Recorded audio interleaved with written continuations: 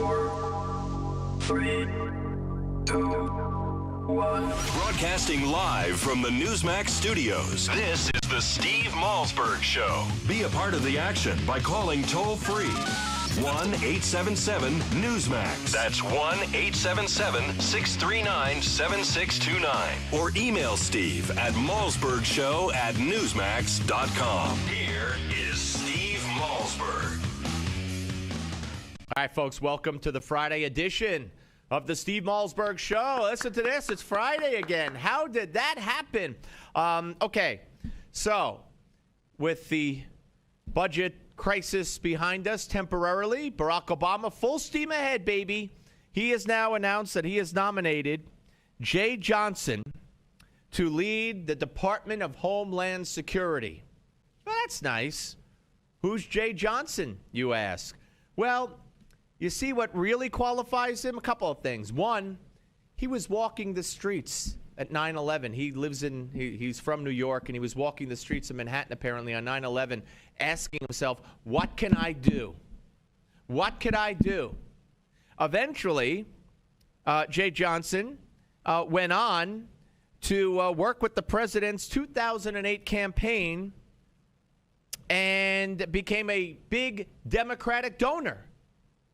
Now he's going to run our Department of Homeland Security.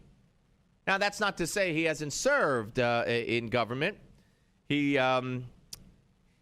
say he's a tested leader with deep experience in top tiers of government.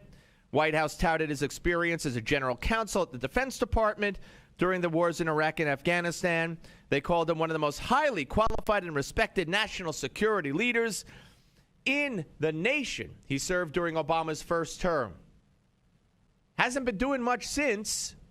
And now Obama calls him up and says, hey, I got an idea. You did such a great job for me raising money, donating to the Democratic campaign, working with me on my '08 campaign. How would you like to be Homeland Security Director? Hey, yeah, sounds like fun. You believe this? If the Republicans allow this man into this post, then all is lost. Let me repeat that.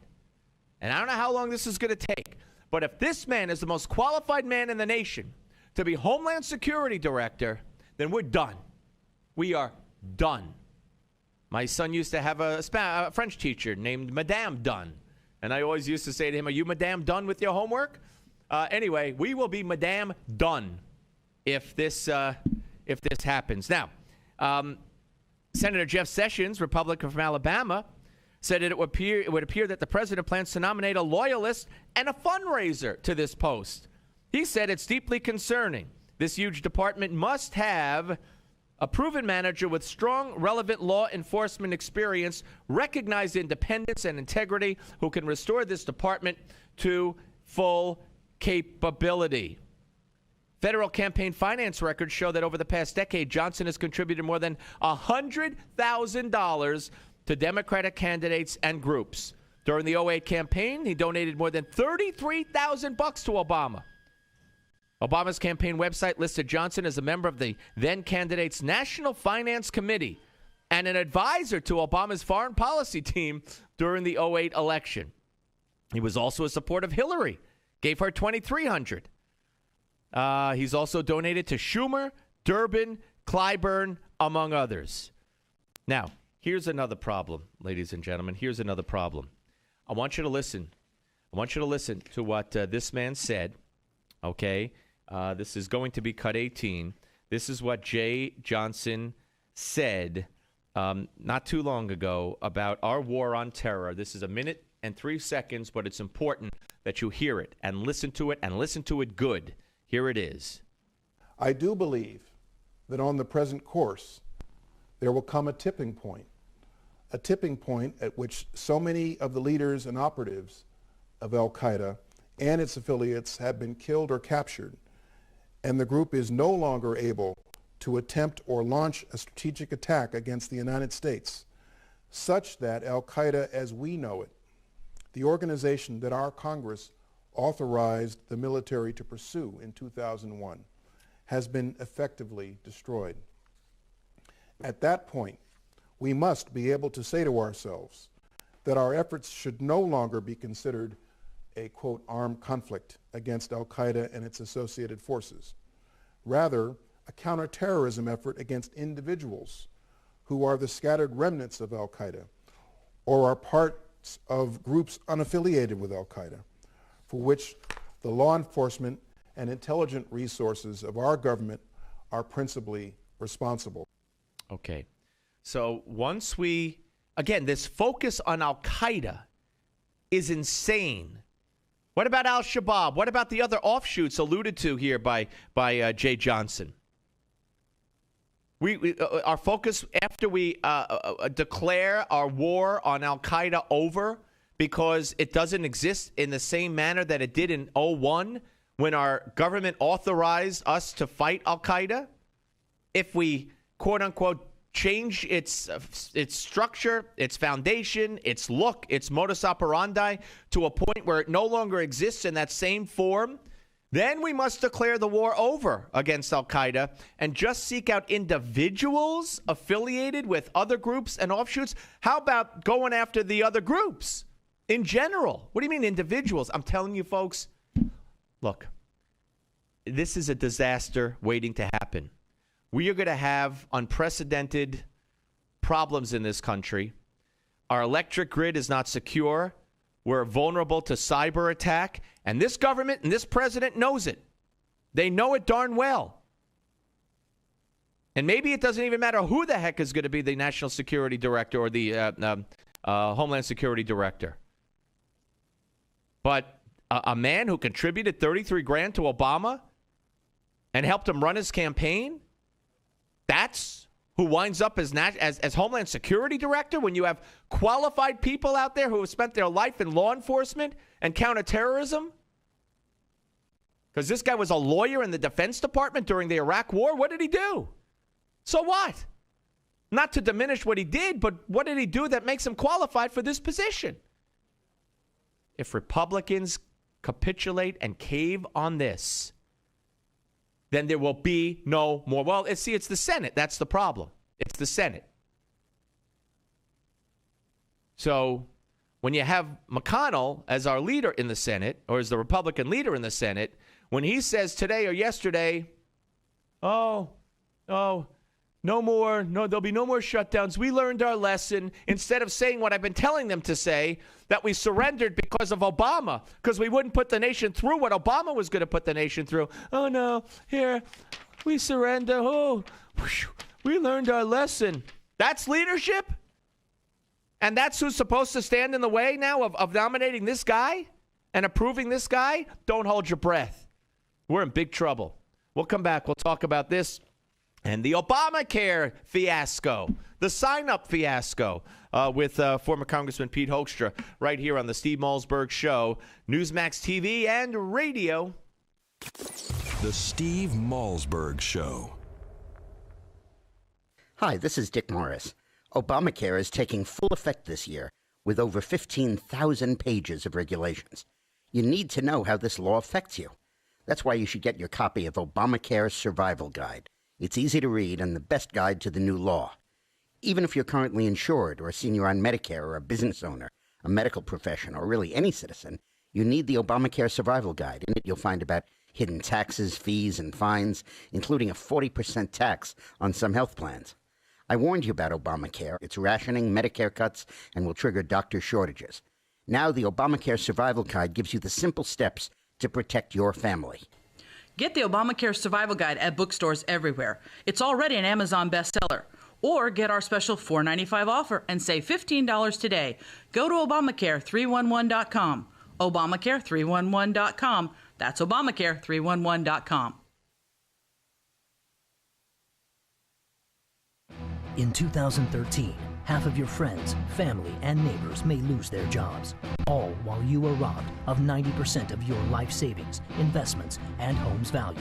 Controversial economist Robert Wiedemer, who was the only expert to predict the recession, has released a startling video with shocking evidence that the powers that be have tried to ban. But that hasn't stopped 50 million people from getting the truth. Watch it at aftbook.com. That's aftbook.com. What is Lignat? Lignet is knowledge. Lignet is power. Lignet is global. Top-level officials, U.S. intelligence officers, national security advisors, foreign operatives, all reporting directly to you. What is Lignet? Lignet is confidential.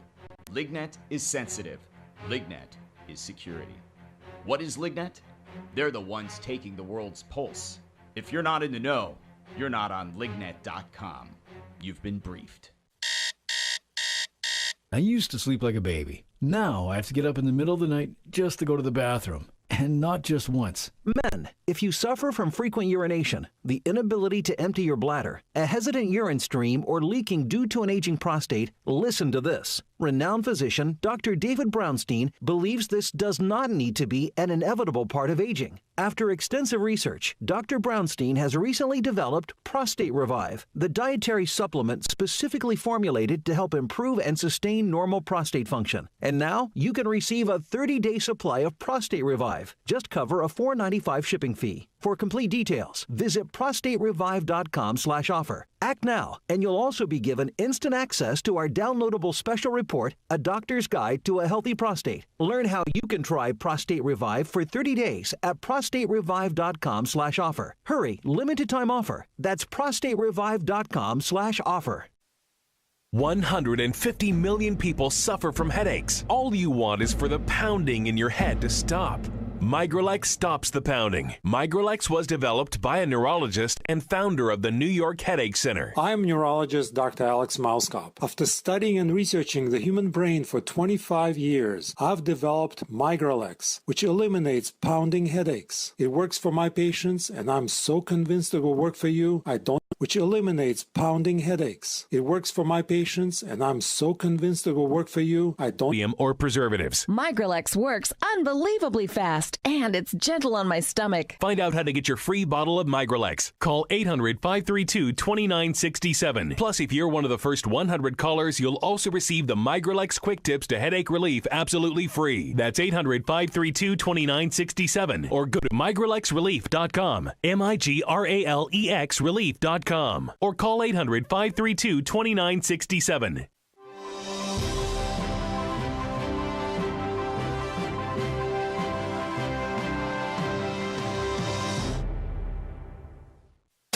Where can you find the Steve Malzberg Show? Everywhere. From your smartphone to satellite radio to Newsmax Live TV to Roku, we have you covered. Here is Steve Malzberg. Ladies and gentlemen, welcome back. Joining us is our good friend, former Michigan Congressman Pete Hoekstra. Hello, sir. How are you?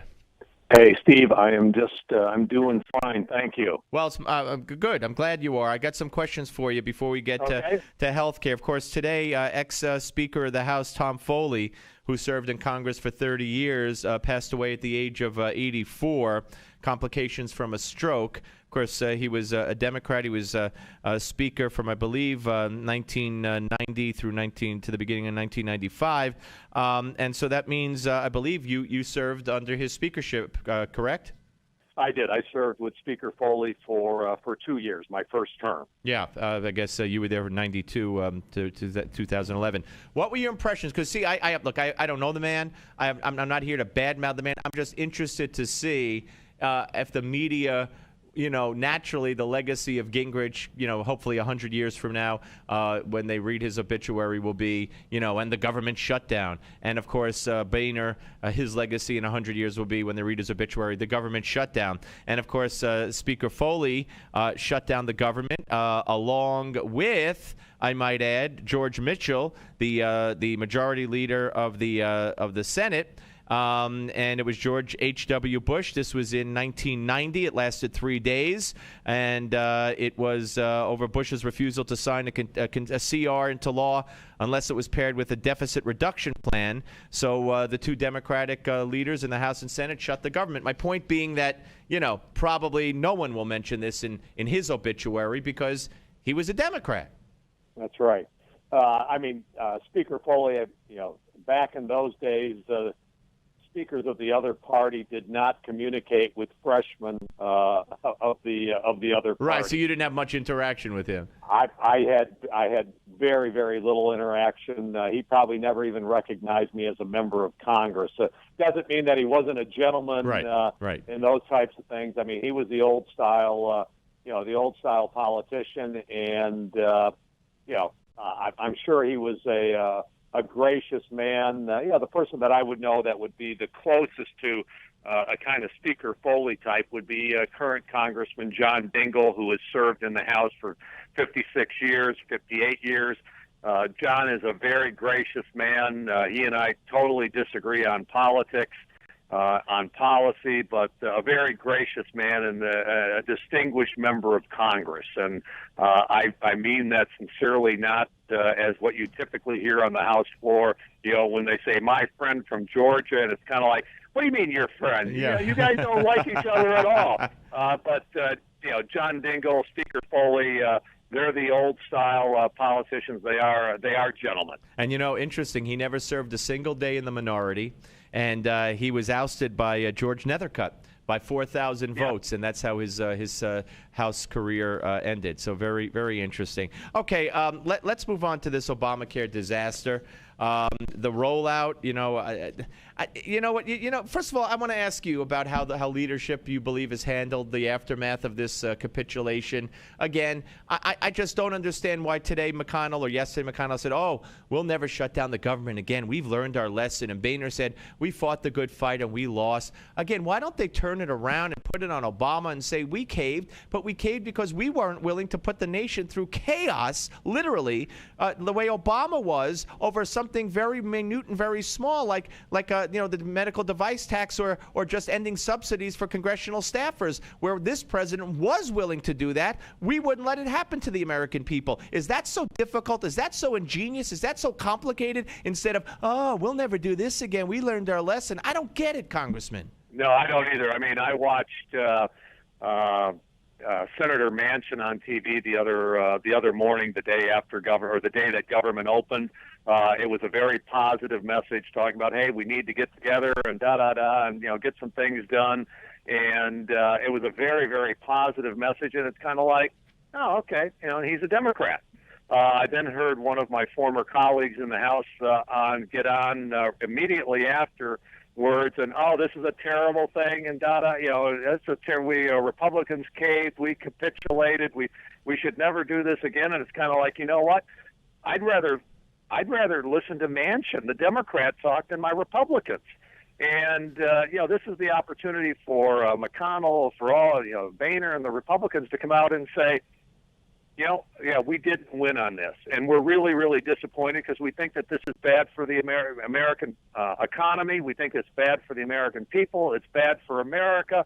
Here's what we need. We're trying to address the problems of America's mounting debt. We want to make sure that they've got quality health care. We want to make sure that we've got a tax system that's going to encourage people to take risk and to be entrepreneurs and grow this economy. And this is what we stand for, rather than going on the defense. We've got to put a positive message and a positive spin out there as to what we're trying to get done, or we will lose again. It is so frustrating. All right, we don't have a whole lot of time, so I want to ask you about a couple of more things. First, in your capacity as the former House Intelligence Committee chair, there's a report out there today that Al-Qaeda, from the Washington Free Beacon, Al-Qaeda-aligned groups may already have access to biological pathogens and biological weaponized agents in Syria. Couple that with the man that Barack Obama has nominated today to be the head of Homeland Security, which is Jay Johnson, who was a $33,000 campaign contributor to the 2008 Obama campaign, served in the Defense Department, as a lawyer, but wasn't even in government right now. He pulled him back out of retirement, basically. And where's the qualification? This is the most qualified man in the country to run Homeland Security? Yeah, I'll give you two things. First, on is it possible that Al-Qaeda affiliated groups have biological weapons or have access to it? I think the answer is absolutely yes. Chaos is reigning in Syria. We are very, very confident that Syria had at least the building blocks for biological weapons and those types of things. Is it possible that Al-Qaeda has gained control, or Al-Qaeda affiliated groups have gained control of some of those sites? Yes. Do they know how to use them and all of that? I don't know, but I think they can probably figure it out. Right. The second thing is, I've always given presidents pretty significant leeway on appointees. It's our responsibility. Now, this is going to have to be a confirmable position. And remember, I served in the House, so I didn't have to confirm these folks. Right. But I've always pretty much given presidents a significant amount of leeway on their appointments. It's our job to hold presidents accountable for the decisions that they make and give them the team that they want. Now, clearly, if this person is not qualified, then it's the responsibility of the Senate not to approve him, not to confirm him, and ask the president for a better choice. I don't know enough background about this. Right. So. All right. Well, fair enough. This is unfair to you, but in 30 seconds, describe the rollout of this disaster. When you get Nancy Pelosi saying this process and this website better improve, and it better improve very, very quickly, she's seeing this thing collapse, and any hope that she has of becoming speaker again is going down the drain with Obamacare. How about Sebelius? Should she be fired? I think you can make she's responsible for the rollout. Somebody needs to be fired, and it wouldn't be a bad idea to start with her. Gotcha. Congressman, always a pleasure. We'll speak to you next week. Thank you, sir. All right, thank you. Bye, Steve. Congressman Pete Hoekstra. When we come back, Dr. David Samadi, to get the flu shot or not to get the flu shot, on the Steve Malzberg Show, Newsmax TV and radio. The Steve Malzberg Show. Okay, folks, this is going to interest anyone with diabetes or prediabetes. And what I'm about to tell you is pretty controversial, so you'll definitely want to consult your doctor first. But if diabetes is a concern of yours, there's a website that you need to see, 99reverse.com. At that site, they reveal what they call the one weird spice that you probably have in your kitchen right now, and how it normalizes blood sugar levels. Now, what they say is people who have followed this plan exactly as found at 99reverse.com have not only normalized their blood sugar, but stopped taking their diabetes medications with their doctor's approval, of course. At 99reverse.com, you get 3 specific actions to take right now, today, to get your blood sugar under control in just 4 weeks or less. Is it possible to reverse diabetes? Visit 99reverse.com. Find out now. Check with your doctor, of course, because I'm not giving you medical advice here. But if you have diabetes or you're worried about your blood sugar, I think you should check out 99reverse.com. When you were younger, you probably never considered your heart health. But cardiologist Dr. Chauncey Crandall knows from experience that taking steps to care for your heart becomes more crucial as the decades pass, if you want to keep this vital organ ticking smoothly for years to come. That's why Dr. Crandall recently developed Cardio Advanced, a nutritional supplement containing 12 special ingredients, all selected to help improve and maintain your heart health and normal cholesterol levels. The flagship of this exclusive formula, esterified plant sterols, may help lower your risk of heart disease when taken as part of a diet low in cholesterol and fat. And great news, now you have the opportunity to try a 30-day supply of Cardio Advanced. Simply cover a $4.95 shipping and handling charge. Plus, if you act right now, you'll also receive a free doctor's guide to a healthy heart as a special bonus. Please visit cardioadvanced.com/radio for complete details on claiming your 30-day bottle of Cardio Advanced and free report. That's cardioadvanced.com/radio. Life is too precious to ignore your heart health. Visit cardioadvanced.com/radio now while supplies last. Do you have a motorized wheelchair or scooter that needs repairs and you don't know where to turn? Then call the experts at Precision Repair Network. They are the specialists in repairing all makes and models of motorized wheelchairs and scooters. You can call 24/7 and they will come to you anywhere in the United States.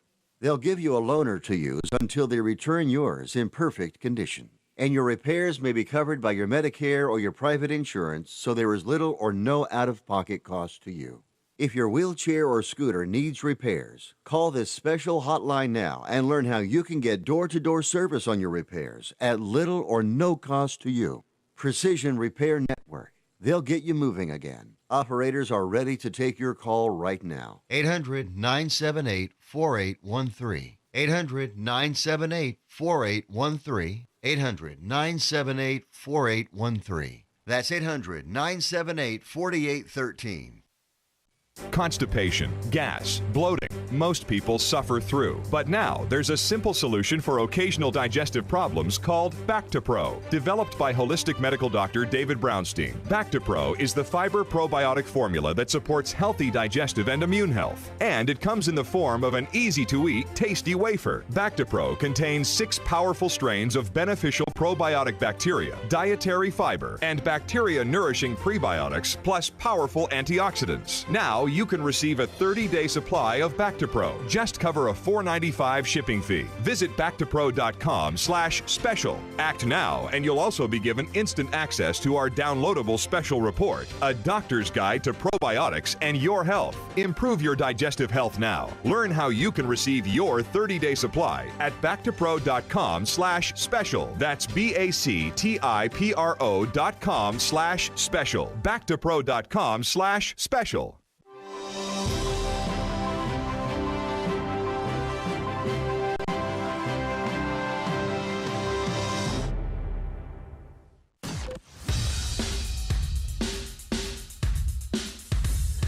This is not your typical Screamfest talk show. No. This is the next generation of talk radio. Here is Steve Malzberg. All right, ladies and gentlemen, welcome back to the Steve Malzberg Show. Still ahead in this half hour, Richard Pollack, who is the senior watchdog for the Washington Examiner, he has done an investigation into this horrific Obamacare rollout, and you're going to want to see exactly or hear exactly what he has to say when he joins us in just a few minutes. Next hour, we got Larry Sabato, director of the University of Virginia Center for Politics. He says it was Lee Harvey Oswald, and Lee Harvey Oswald only, who shot President Kennedy. We will talk about that with him. And in that hour, also Noel Shepard, Malzberg's Media Madness, and Kendall Coffey spinning the law. So it is going to be a busy 4 o'clock hour Eastern time. I should say next hour, depending on where you're listening to or watching the Steve Malzberg Show. Dr. Samadi will join us momentarily. He is, of course, the chairman of urology and chief of robotic surgery at Lenox Hill Hospital. You watch him on House Calls on the Fox News channel on Sundays every week. We got a lot to talk about with him, including what I talked about in his absence last week was, should you get a flu shot or should you not get a flu shot? And when is too late and when is too early and all that. Plus, George W. Bush, remember he had a procedure done? It was revealed this week that he had one artery that was 95% blocked. 95% blocked. And, you know, here's a guy who rides mountain bikes and is thin and takes care of himself. So lots to talk about with Dr. Samadi. As soon as I get the proverbial thumbs up, and it looks something like this if you're watching. If you're listening, imagine my thumb up. That's what I'm waiting for. Just a simple thumbs up. Anyway, also want to talk to him about the tragic death along the same lines as the Bush story. Thank God, didn't result the same. But Major League umpire Wally Bell, who worked the division series in the National League, and then he died suddenly. But he had a history of heart problems. Okay, joining us now is Dr. David Samadi. Hey, Doc, how are you? Good to see you. Happy Friday. Happy Friday to you. Happy Friday to you. Okay, let's start. Last week you were with a patient, and of course, patients always take precedence over this show anytime. And I put the question out there, and the phones lit up. I told the story how I haven't gotten a flu shot in years for my own reasons. I wasn't urging anyone not to or to do it. Either way, it's up to them. But there have been several articles written, as there are every year at this time. Should you get it? Should you not get it? How soon should you get it? So you're a proponent, I would imagine, of getting the flu shot. You know something? I think it's absolutely a good idea. And the whole myth behind the flu shot is, and most people would say, I was fine until I got the flu shot. The whole myth behind the flu shot is, and most people would say, I was fine until I got the flu shot. The virus that we're getting in is so small, and it's only supposed to boost your immune system. So when you actually get the flu, influenza, you can fight it out. So, yes, I think it's absolutely important to go ahead and get the flu vaccine. The problem with some of this vaccination is that we're guessing that it's going to be these 3 or 4 types of flu viruses And last year we were right about 60% of the time, which is not bad, but it's not really great. And now they have a little bigger and wider spectrum of these viruses that we're going to cover this year. So hopefully we'll have a better outcome. I'm sorry. I was told, Doc, that one reason people may take the flu shot and then get sick is because they might have had, it might be too late. They might have had the flu in them, or as you describe, it might not. It might be a different virus that wasn't in that vaccine. But it's very unlikely that the flu shot itself would make you sick, right? Yes, you're absolutely right. And I think it's probably the second theory makes more sense, meaning that we covered you for 3 types of flu, but then you ended up getting the ones that we didn't cover as part of that 40% that was not covered. So that's typically the problem. And still plenty of chance to go ahead and get the flu vaccine right now. It's out there. There's plenty of supply, which is sometimes could be a problem. But this year seemed to be like a great access. So I would encourage people, especially people like us who are in healthcare, in the hospital, we're exposed to kind of patients, we're all obligated to do this. So that's not even a choice. But for a lot of other people, you should go ahead and get it. All right, let's talk about George W. Bush. We talked about it at the time, you and I, but now, he's 67 years old already, former president of the United States. He had a procedure to have a stent inserted in August after a routine stress test discovered a blockage in one of the arteries, and now it's been revealed that the artery was blocked 95%.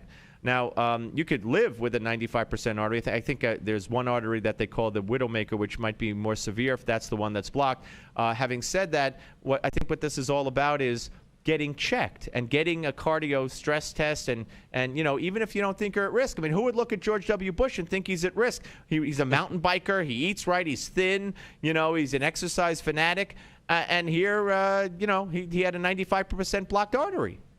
Yeah, absolutely. First of all, let me congratulate you because you sound exactly like a doctor, and I like that a lot. But the second thing is, I just saw him 3 nights ago. There was a big event in Manhattan, over 1,000 people, and he was a surprise guest speaker, and he did a phenomenal job, and he's a wonderful guy, and I enjoyed meeting with him. And his joke was, since he left White House, the only good thing that came out of it, he got a stent as a result of it. But the big message over here is that you could be in good shape and you probably may or may not have any symptoms, but you need to go for screening and making sure that your cholesterol, your blood pressure, and everything is intact. Someone like him, you're 100% right. He had no symptoms. This was found on just a regular checkup. They ended up getting his stress test, and they saw something on the EKG that they weren't comfortable with. And next, it led to the angio and the blockage. So they really saved his life. Well, I want to just point out that you say regular checkup, but it's not a regular checkup, really. Not to correct you, just for the folks out there. I know what you meant, but the stress test is not something that's included in a regular checkup. In other words, they can't really find it in a regular checkup, a blockage, unless they do that kind of a stress test, right? That's very true. And so when this story actually came out the first time, my biggest question, and I had a discussion even with Mark Siegel, is that why did they get the stress test if he had no symptoms and everything was okay? Whether they did it because he was a president or they gave a VIP treatment and they found it, one way or another, they found out on the stress test that there could be some abnormality, and that's how it went. Now, this 95% blockage is very interesting because a lot of times the heart can really find some collateral vessels and can divert the blood in order to make sure that the rest of the heart is going to get enough blood supply. And that's why you would have no symptoms. Right. He's very active. He runs. He does biking, etc. So this basically may or may have not saved his life. And what's the message for a lot of people is not to go ahead and get stress tests, is to really see your doctors on a regular basis. And fortunately, we will find this kind of blockage and we can take care of it. On the other side of it, I have to tell you that the big criticism of not his case, but a lot of these cardiac stents is that the doctors are overdoing it. And instead of treating it medically, once they're there and doing the angio and they see small blockage, they're going to go ahead and throw the stent in. Right. And so we've got to be very careful. I got 35 seconds, but this tragic story of the umpire, 48 years old, who just died. He in '99, so that was 14 years ago. So 48, he was 34, and he had, I think, quadruple bypass at 34. He had umpired the championship series and the division series, National League. He wasn't feeling good. He was going to go to the Cleveland Clinic, and he died. So we got 20 seconds, but it's a tragedy. We see this actually in a lot of young people. You see people like getting off the plane or they're playing sports. Next, they collapse and die. This is probably, if I have to guess, would be a massive heart attack.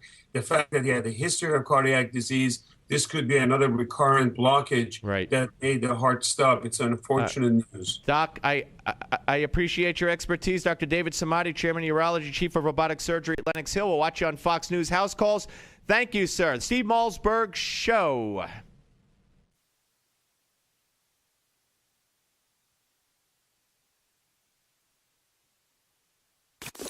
The Steve Malzberg Show. Wow, you look great. Thanks. I've lost some weight. What's your secret weapon? Actually, I do in fact have one. Really? If you're looking for help in your weight loss efforts, remember this name, Metabio. It just may be the edge you've been looking for. Metabio is the nutritional weight loss breakthrough power-packed with 5 high-quality ingredients. Metabio supports healthy metabolism and promotes fat loss. It helps maintain your optimal weight and wellness when used as part of a healthy lifestyle. Now you can receive a 30-day supply of Metabio. Simply cover a $4.95 shipping fee. Visit themetabio.com/offer for complete details. Act now and you'll also be given instant access to our downloadable special report, A Practical Guide to Healthy Weight Management. Learn how you can try Metabio for 30 days at themetabio.com/offer. That's the metabio.com/offer. Hurry, only while supplies last at themetabio.com/offer. Hi, this is Mike Reagan. Folks ask me, what would Ronald Reagan do if he were with us today? I believe the first thing he'd do is stop Obamacare. Already it's in effect with higher taxes, hidden fees, skyrocketing insurance rates, big Medicare cuts, and some insurance plans are hit with a 40% tax. Protect yourself by getting the Obamacare Survival Guide. It's already a #1 New York Times bestseller. Newsmax says it's the best guide to the new law, giving you the strategies, tips, and loopholes you need to know. If you're insured on Medicare, a business owner, a medical professional, just about anyone, you need this book. Get the #1 bestseller, The Obamacare Survival Guide, at bookstores everywhere.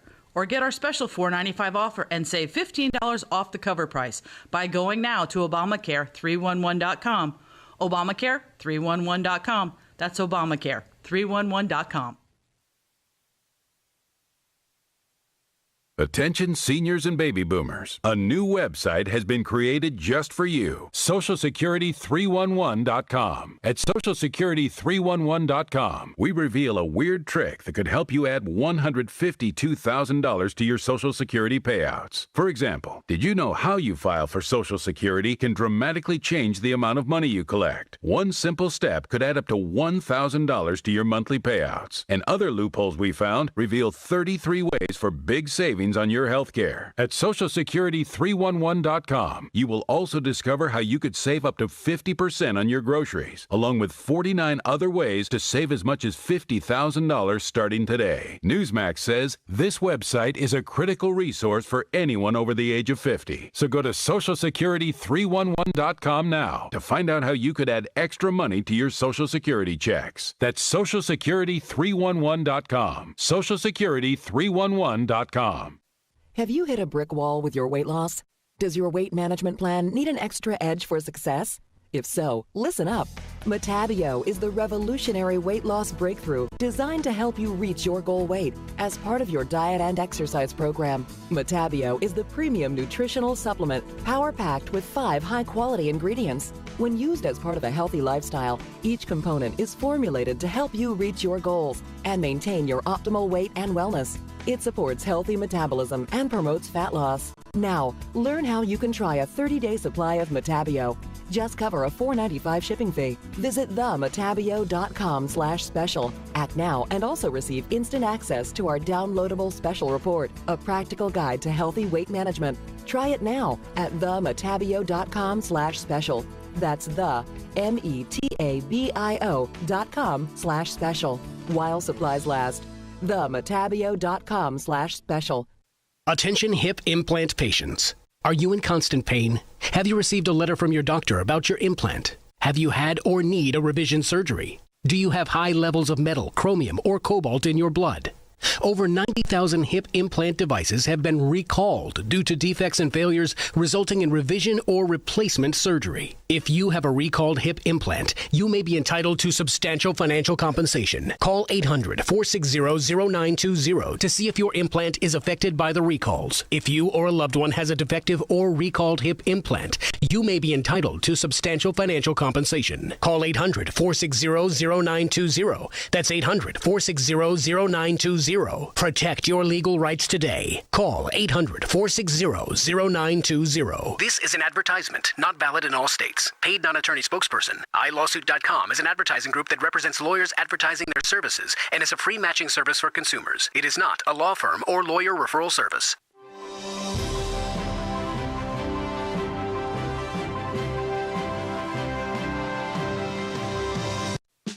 Get off the sidelines and be a part of the show. Call Steve toll-free at 1-877-NEWSMAX. That's 1-877-639-7629. Here is Steve Malzberg.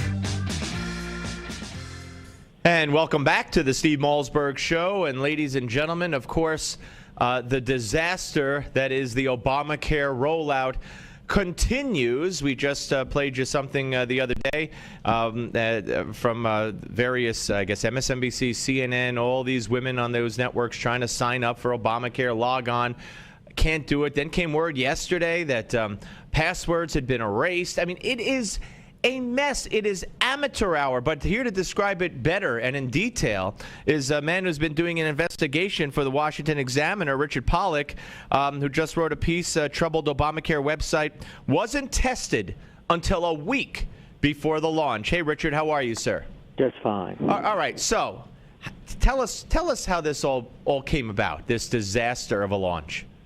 Well, I think all of us assumed that the IT people were testing and pre-testing and dealing with stress tests and dealing with the whole issue of user friendliness for consumers in terms of the website for Obamacare. And what we've discovered is that there was such chaos, such disarray within the Department of Health and Human Services that it wasn't until a week before their launch that they decided to begin testing the operation of this massive website.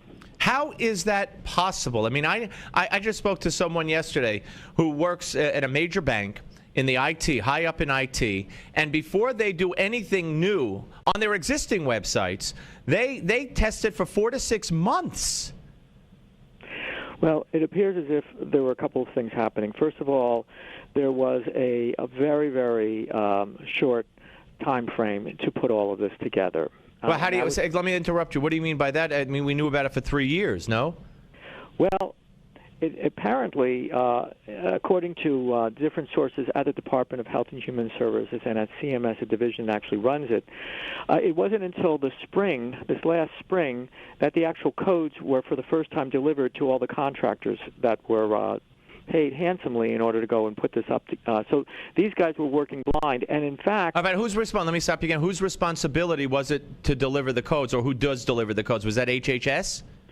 It was a division of the Department of Health and Human Services, and there's a very, very odd, unusual development that we've uncovered as well, and that is when you have a very complicated website in the IT field, you usually have a private sector company to serve as the systems integrator or technology integrator. That's sort of like the band leader, the composer for an orchestra or something of that sort.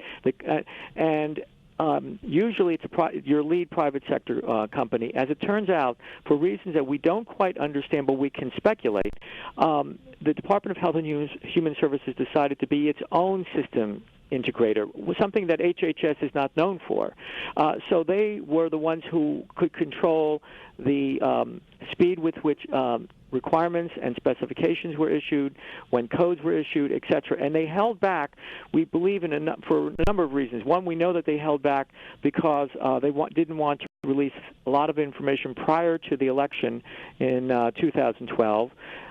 We also believe that they decided to become the technology integrator because they wanted to have 100% control. They were total control freaks.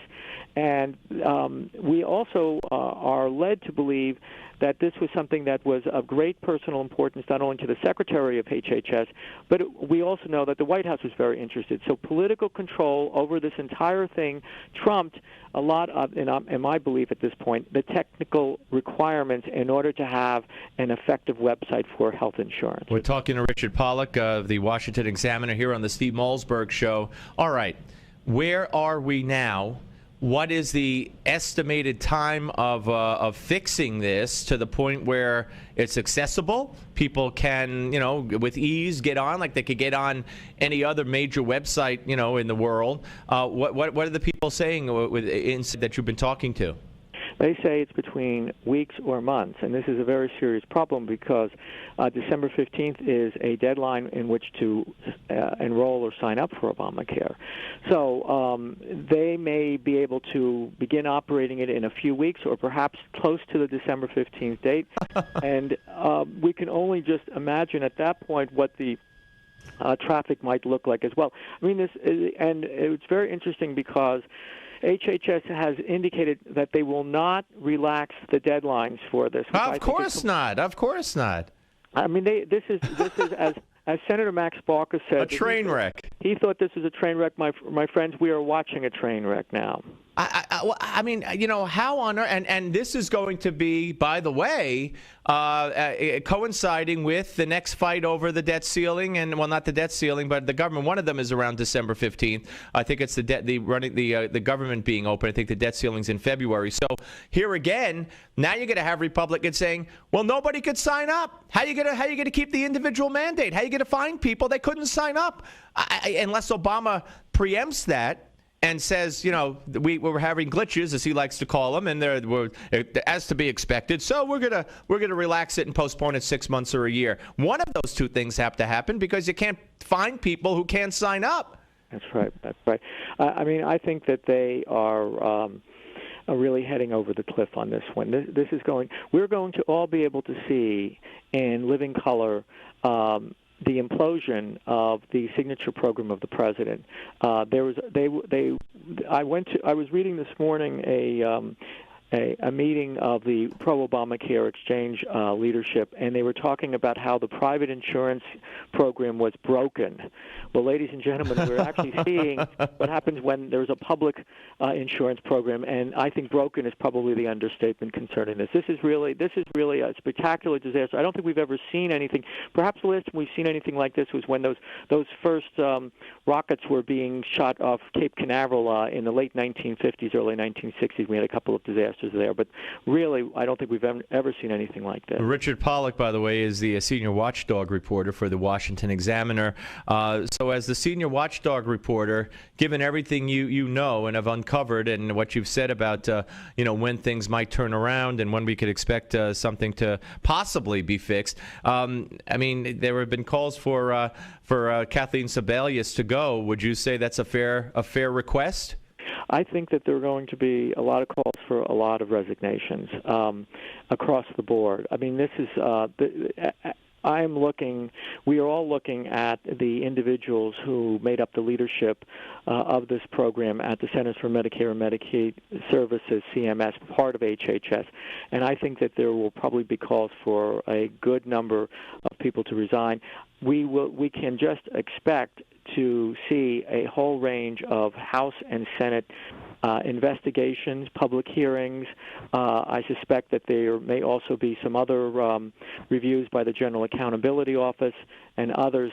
So we're just at the start of this entire process. Yeah, we have. I know we have hearings on Monday. Oversight Committee is going to try to get to the bottom of this. But you quoted in your piece. You quoted an IT consultant to the U.S. Defense Department, the IRS, and the Commerce Department, Charles Martin, who said, "I don't recall ever hearing that HHS was notably good at running big IT projects." So what do you think in the investigating that you've done when you talked about how they wanted to maintain political control and the White House wanted political control? For what reason, more so than other web launchings? I mean, political control, as you alluded to earlier, in what regard? Well, I think that we really need to go and figure out the trail that leads to the White House, and who the president had enjoyed a tremendous amount of personal relationships with people in Silicon Valley and in the tech community, and none of those people apparently are brought into this. Why they were not part of it, I don't know. But the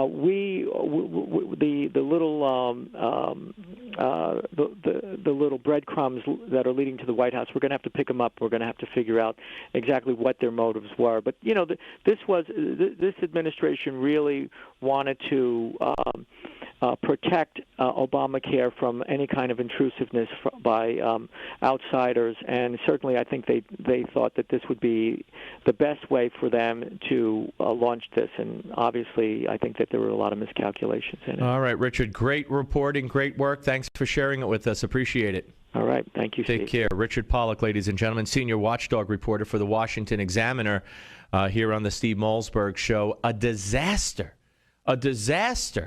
And what are the cable stations and the left-wing media talking about? Immigration reform, what's going to happen, how the Republicans could stop their infighting, how to get rid of the Tea Party, completely ignoring all of this. Folks, if you don't have health insurance and you've been trying to sign up and you can't get on, and this continues, as it stands now, you'll get fined because of the incompetence of Kathleen Sebelius and Barack Obama. Hey, simple. That's it in a nutshell, or as I like to say, the shell of a nut. All right, 877-NEWSMAX, 877-NEWSMAX right here. Love to hear from you. Have you tried to sign up? Do you intend to sign up? On the Steve Malzberg Show, Newsmax TV and radio. The Steve Malzberg Show. Obamacare, President Obama's massive healthcare law, is taking effect this year. With over 15,000 pages of regulations, few even know what it means. Now, the Obamacare Survival Guide by Nick Tate gives you the shocking facts about this law. It's a step-by-step guide on how you can protect yourself. Already a New York Times bestseller, every American needs to get the Obamacare Survival Guide and find out about the new taxes, hidden fees, fines, Medicare changes, business rules, and why doctor shortages are likely. Donald Trump says the Obamacare Survival Guide is a must-read for anyone worried about getting good health care for themselves or their employees. So get the Obamacare Survival Guide. It's at bookstores, or get our special offer at Obamacare311.com and you'll save $15. Go now to Obamacare311.com. That's Obamacare311.com. Do you suffer from joint discomfort? Contrary to what the experts may say, achy joints do not have to be a normal part of aging. Holistic doctor David Brownstein challenged conventional thinking to focus on natural solutions for joint health. As a result, Dr. Brownstein has recently developed Limbex, the premium nutritional supplement specifically formulated to support healthy joints and connective tissue. It's a new joint breakthrough formula containing 11 hand-picked nutrients. Learn more at limbexjoint.com/special and take the 30-day Healthy Joint Challenge. That's a 30-day supply of the Limbex Joint Supplement. All you pay is a $4.95 shipping fee. Act now, and you'll also be given instant access to our downloadable special report, A Doctor's Guide to Happy, Healthy Joints at Any Age. You can do something about joint discomfort and flexibility. Learn how you can try it for 30 days at limbexjoint.com/special. That's LIMBEX joint.com/special. limbexjoint.com/special.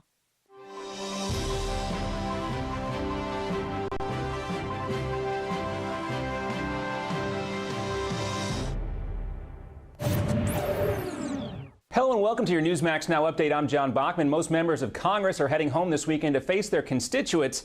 But when they return to Washington, lawmakers will now focus even more attention on the Obamacare website, healthcare.gov, as well as the contractor hired to run the site. This after more than 2 weeks of paralyzing problems that have started to ripple out, affecting insurance companies now. The disastrous rollout of Obamacare and its website has taken a new turn, with errors turning up for the few people who have successfully managed to enroll through the glitch-filled website. The House Energy and Commerce Committee is asking the administration and the website's private contractors if the roadblock comes from their overall systems or the software itself. The severe problems are even we are seeing come even after the head of CGI, which was hired to operate healthcare.gov, promised that the site would be ready.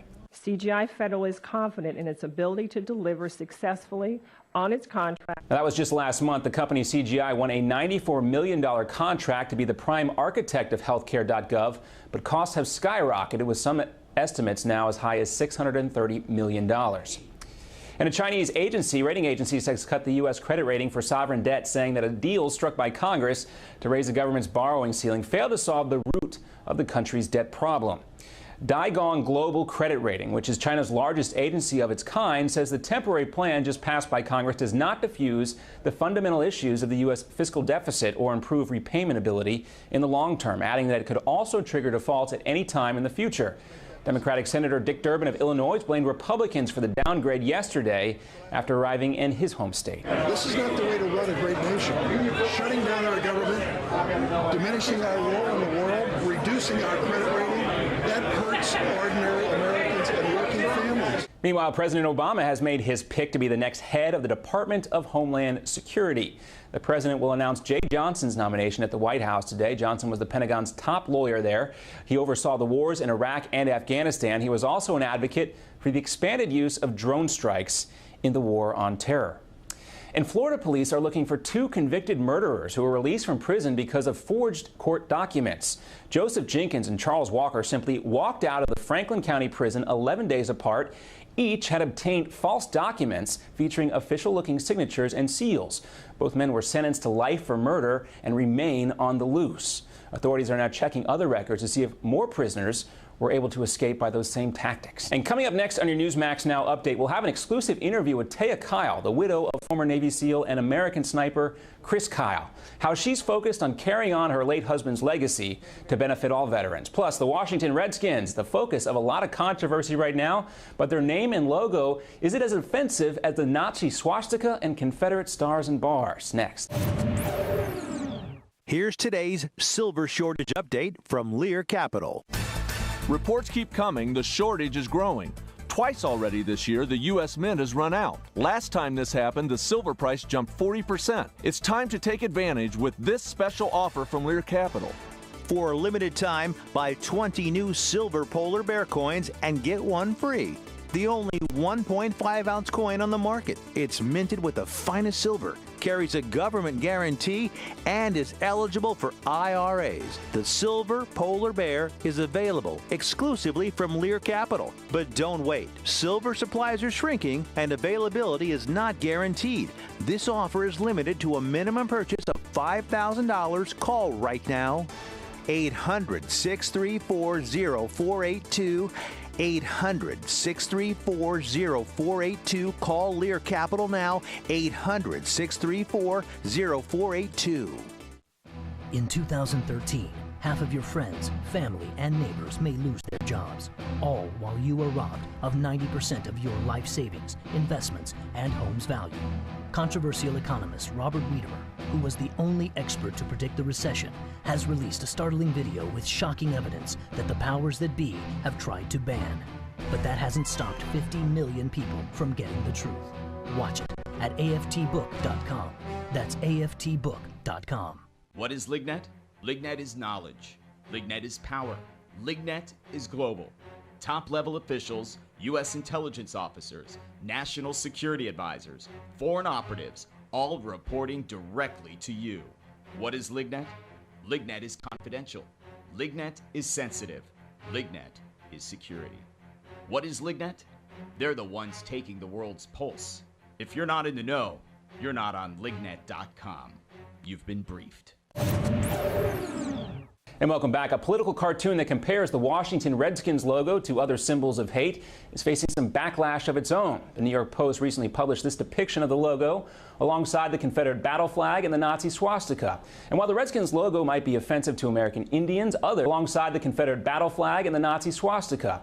And while the Redskins logo might be offensive to American Indians, And during a Newsmax exclusive, we talk with Taya Kyle. She's the widow of late Navy SEAL Chris Kyle. Chris, you may remember, was shot and killed in February, and now she is out supporting the release of a new edition of Chris's best-selling book, American Sniper, in the hopes that his story will inspire more Americans to help veterans. Doing a book at all was something that made Chris very nervous because he didn't believe in it. There was a very noble reason for him doing it, and that's why he wanted to give away all the proceeds. It wasn't about the money or look at me. It was about giving credit to, Mark Lee and Ryan Jobe, guys who he served with. And this has been your Newsmax Now update. I'm John Bachman reporting from New York. Steve Malzberg is back right after this. 5, 4, 3, 2, 1. Broadcasting live from the Newsmax studios. This is the Steve Malzberg Show. Be a part of the action by calling toll-free 1-877-Newsmax. That's 1-877-639-7629. Or email Steve at malzbergshow@newsmax.com. Here is Steve Malzberg. All right, folks, we welcome you back. Hour number 2 on the Friday edition of the Steve Malzberg Show, which means in just a little under 2 hours, we are all out of here for the weekend. We're going to hook up in just a few minutes with Larry Sabato, director of the University of Virginia Center for Politics. And he's got a new one out, a new book on the assassination of JFK. It's called The Kennedy Half Century, The Presidency, Assassination, and Lasting Legacy, he said, of John F. Kennedy. And he claims to have proof that Lee Harvey Oswald was the lone shooter, although he does say that there were the major government investigations that were launched into the Kennedy assassination over the years were mishandled, and it does leave open the possibility that there were more factors behind the president's death than simply a deranged lone sniper. So we'll get all that settled out with Larry. We'll also ask him his take on the shutdown, the aftermath of the shutdown, and all that good kind of stuff. We're also going to speak this hour with Noel Shepard, Malzberg's Media Madness. That's at the bottom of the hour. And in the same half hour, as if that wasn't enough, we're going to couple it back to back and belly to belly, as John Sterling, the New York Yankees radio broadcaster, says, back to back and a belly to belly, with Kendall Coffey as we go spinning the law. So we are chock full in this hour. I also want to squeeze in, hopefully, some sound bites, or at least one more or two more, of Chris Christie, who at the last debate he had with his Democratic opponent in the race for governor, also weighed in. We played you yesterday, him weighing in on gay marriage, weighing in on Republicans rejecting some of his thoughts, and also on his theory that global warming is real and man-made. Turns out he also had something to say, apparently a change of position on offering discounted tuition to illegals. That's right. He's now on that bandwagon. And wait till you hear his logic. It's going to drive you nuts. If you want to like Christie, if you want to support Christie, if you think Christie should be the Republican nominee, it's going to drive you nuts.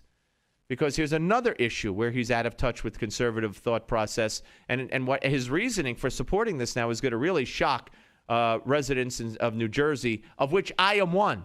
And I was shocked at his reasoning. So we'll get to that, hopefully.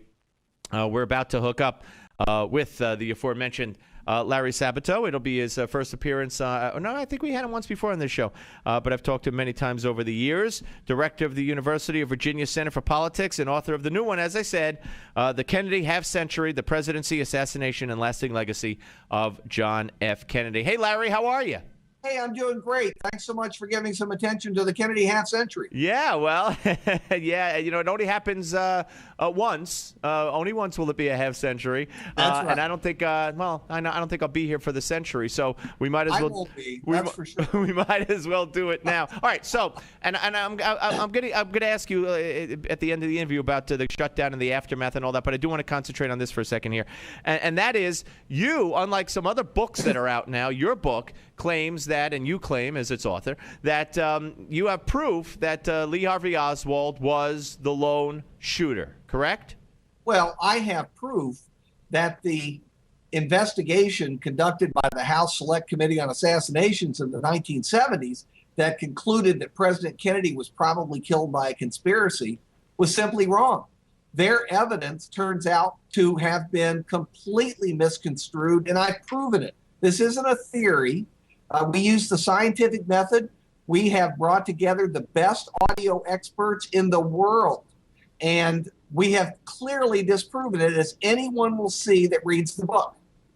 Yeah, and the audio you're talking about, and correct me if I'm wrong, is the in '79 the House Select Committee on Assassinations used the audio which investigators believed included the sound of 4 gunshots, and with the use of your experts, as you just described, you found that there were those 4 sounds. Not all of them were gunshots, correct? None of them were gunshots. None of them. It turns out that the policeman who had the stuck microphone on his motorcycle, who was recording the sound, was not in Dealey Plaza, as the House Select Committee had insisted, but rather was 2.5 miles away from Kennedy at the time the shots were fired. There's no way the sounds could have been recorded. This thing is primitive. This microphone on the motorcycle is equivalent to a telephone receiver.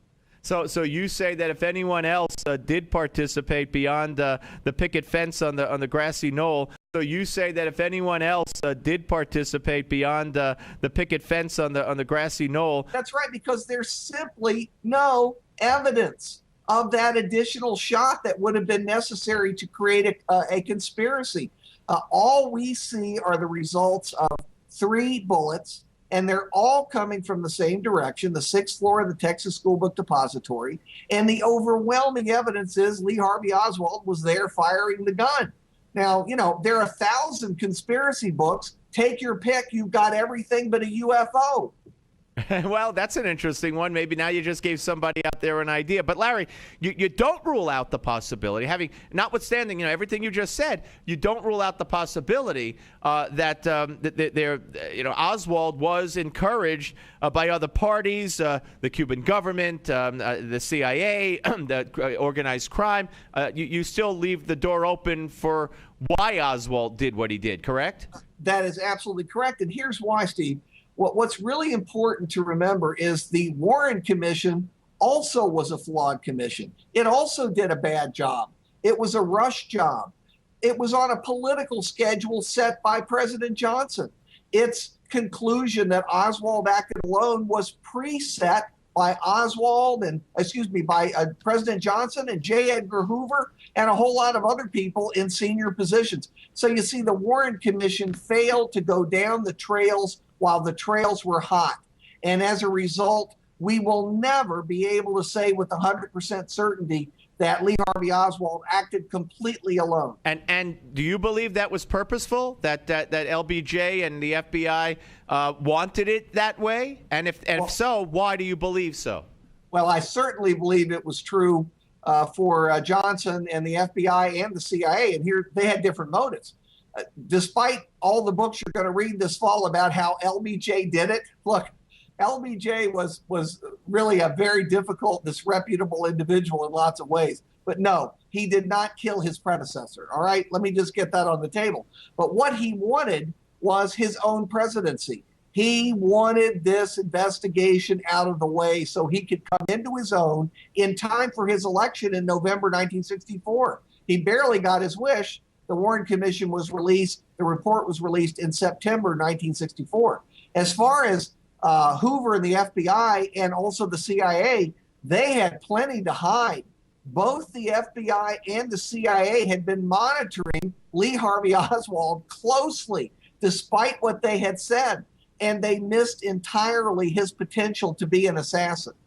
Very interesting. And the book, again, by Larry, is The Kennedy Half Century, The Presidency, Assassination, and Lasting Legacy of John F. Kennedy. And let me point out that Newsmax TV will have an hour-long special about the JFK assassination in November. So watch Newsmax TV for details for this important retrospective. We'll keep you informed with more details as they become available and we get closer to the broadcast date of that special. Larry, great luck with the book, but before I let you go, I want to just ask you, boy, you know, for the last week I've been saying, or the last few days I've been saying this over and over, and I always preface it by my listeners must want me to shut up already, but I don't understand the Republicans, and I'm only talking here about the aftermath, okay? Let's not talk about why they did it, well, should they have done it, was it smart to have done it, etc. But you got John Boehner saying, we fought the good fight, we lost. You got McConnell saying today or yesterday, we're never going to do this again. We learned our lesson.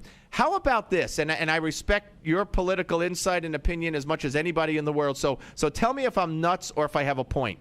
How about Boehner and McConnell held a press conference together instead of these statements and said, hey, yeah, we're waving the white flag, but we're waving the white flag to save the American people and maybe the world economy. We're waving the white flag because we have a president who, it's apparent to us and evident to us, is going to let us go over this cliff into uncharted waters because we simply want a delay in a medical device tax. I mean, so yes, we're quote unquote surrendering, but we're doing it for the good of the American people. Would that not have been smarter than, we're never going to do this again? We learned our lesson. I don't get it, Larry. Well, there's an old rule in politics. When you're not on the offense, you're on the defense. You're supposed to never retreat, never apologize. Even if you're retreating and apologizing, you don't admit that. You know, I've always remembered, we were talking about the 60s. The best advice that President Lyndon Johnson ever got was from a Republican Senator, George Aiken from Vermont, who advised Johnson before he totally blew it in Vietnam. He said, Lyndon, declare victory and get out. And sometimes that's your best option. But look, this is just one episode in a series of episodes we're going to have about the debt limit and about spending levels and the debt itself. So I was really stunned to hear Boehner say, for example, we lost. I don't see where that is necessarily true given the long-term objective. Yeah, and then McConnell saying we'll never do it again. Well, why don't you just say, hey, how high you want us to raise the debt ceiling next time, and why don't you give us your budget, Mr. President, because we're not going to threaten to do this again. I mean, I just don't get it. It makes absolutely no sense. And let me ask you, as your role as a historian who's seen so much, have you ever seen a president like this? I mean, basically, you know, he said I want to negotiate, but he said I'm going to give nothing. He said his Treasury Secretary said when confronted with past presidents that have negotiated over the debt ceiling increase or the budget, said to Chris Wallace, oh, no, you have your history wrong. I mean, they tell us the grass is blue and the sky is green, and if you don't agree, there's something wrong with you.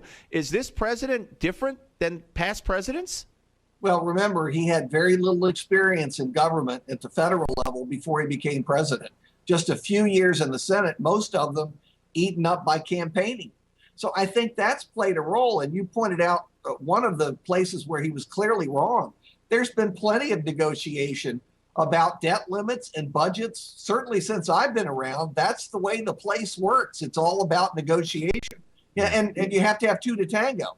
Yeah, absolutely. Hey, Larry, great talking to you. Best of luck with the book, and I hope you'll come back, sir. I will indeed. And again, I appreciate the attention to the Kennedy half century. Thank you. Appreciate you coming on. Larry Sabato, ladies and gentlemen. And the book, The Kennedy Half Century, The Presidency, Assassination, and Lasting Legacy of John F. Kennedy. When we come back, I got something for you. No disrespect intended to President Kennedy, who I think would not recognize his party anymore. But his daughter is now going to be the ambassador to Japan.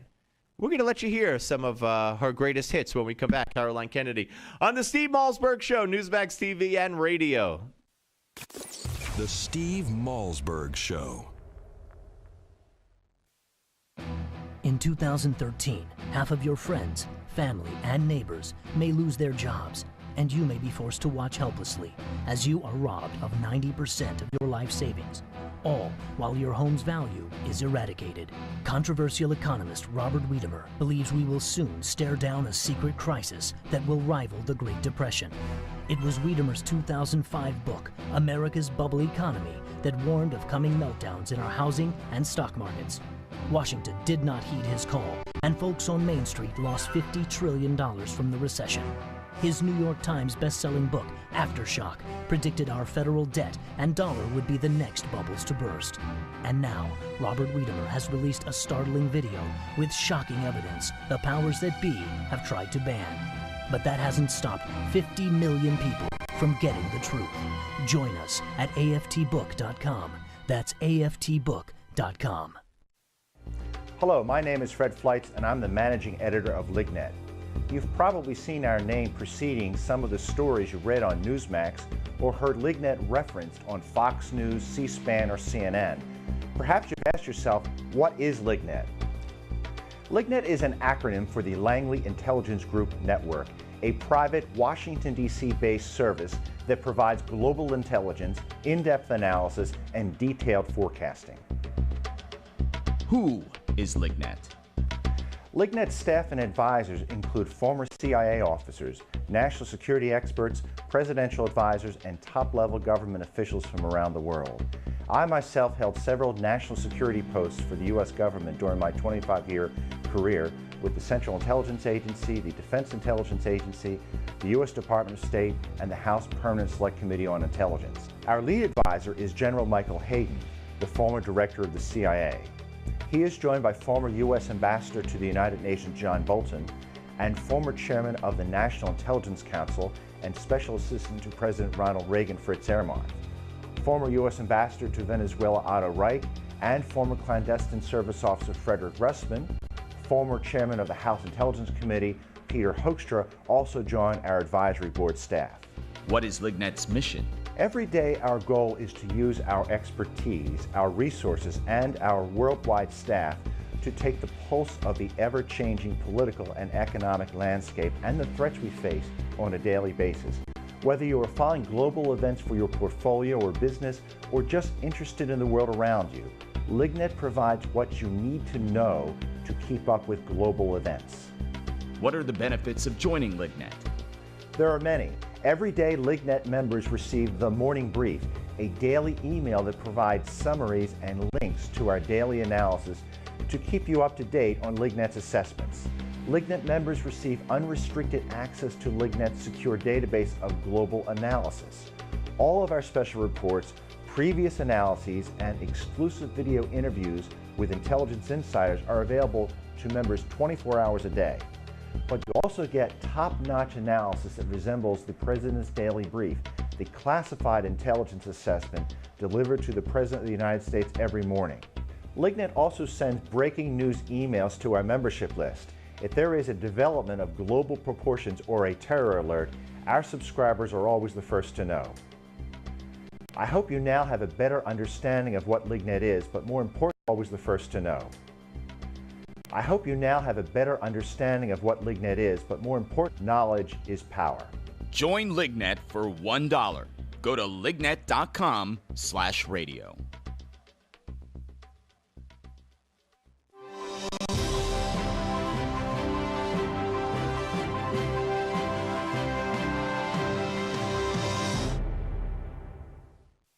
Breaking news and breaking hearts. Aww. This is the Steve Malzberg Show. All right, folks, as you're well aware, several months ago, the nomination of Caroline Kennedy to be the ambassador to Japan, and I believe that confirmation has taken place. Do you recall back, we played this for you several months ago, when Caroline Kennedy was being touted, Hillary Clinton left to run for, left to become Secretary of State. It left a vacancy in the New York, the U.S. Senate in the seat from New York that Hillary held. David Patterson was able to appoint a replacement.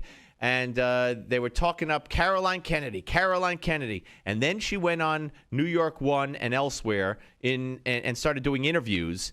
And here's a sample, cut 1.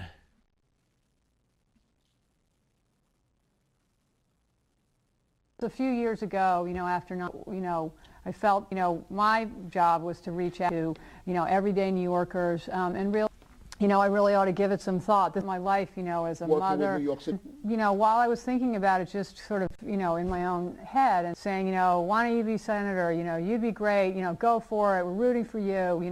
On the subway this morning, people were, coming up. So, so I thought, well, I ought to do that because, this is my home. I think, I was in my family, public service is really, the greatest honor that anyone can have. It's that this is, a mother, I've raised 3 kids, people can really pass these values, what made America great. And that's something that, I don't think we do enough at home. Okay, now lest you think that's an aberration of a compilation of, edited same interview, cut 2. We are losing, a sense to the State Department. And so I think that, it's not a way, there was a sense that, we have to work twice as hard because, people have this perception that, and we are fortunate, and with nothing. In terms of, satisfying the perception that, this is just, all you have to do is pick up the phone, you get anything. And I think, people saw that. You really feel sorry for her. Did I say, You do. You feel sorry for her. You really feel sorry for her. This is President Kennedy's daughter. Maybe that's a tough thing to live up to. And then here's cut 3. You to entertainer J-Lo as it relates to possibly going to the Senate and credentials. Well, I wish, I think a lot of things about that, and I admire the journey that J-Lo has traveled. She she looks pretty good. Okay, I think a lot of things about that.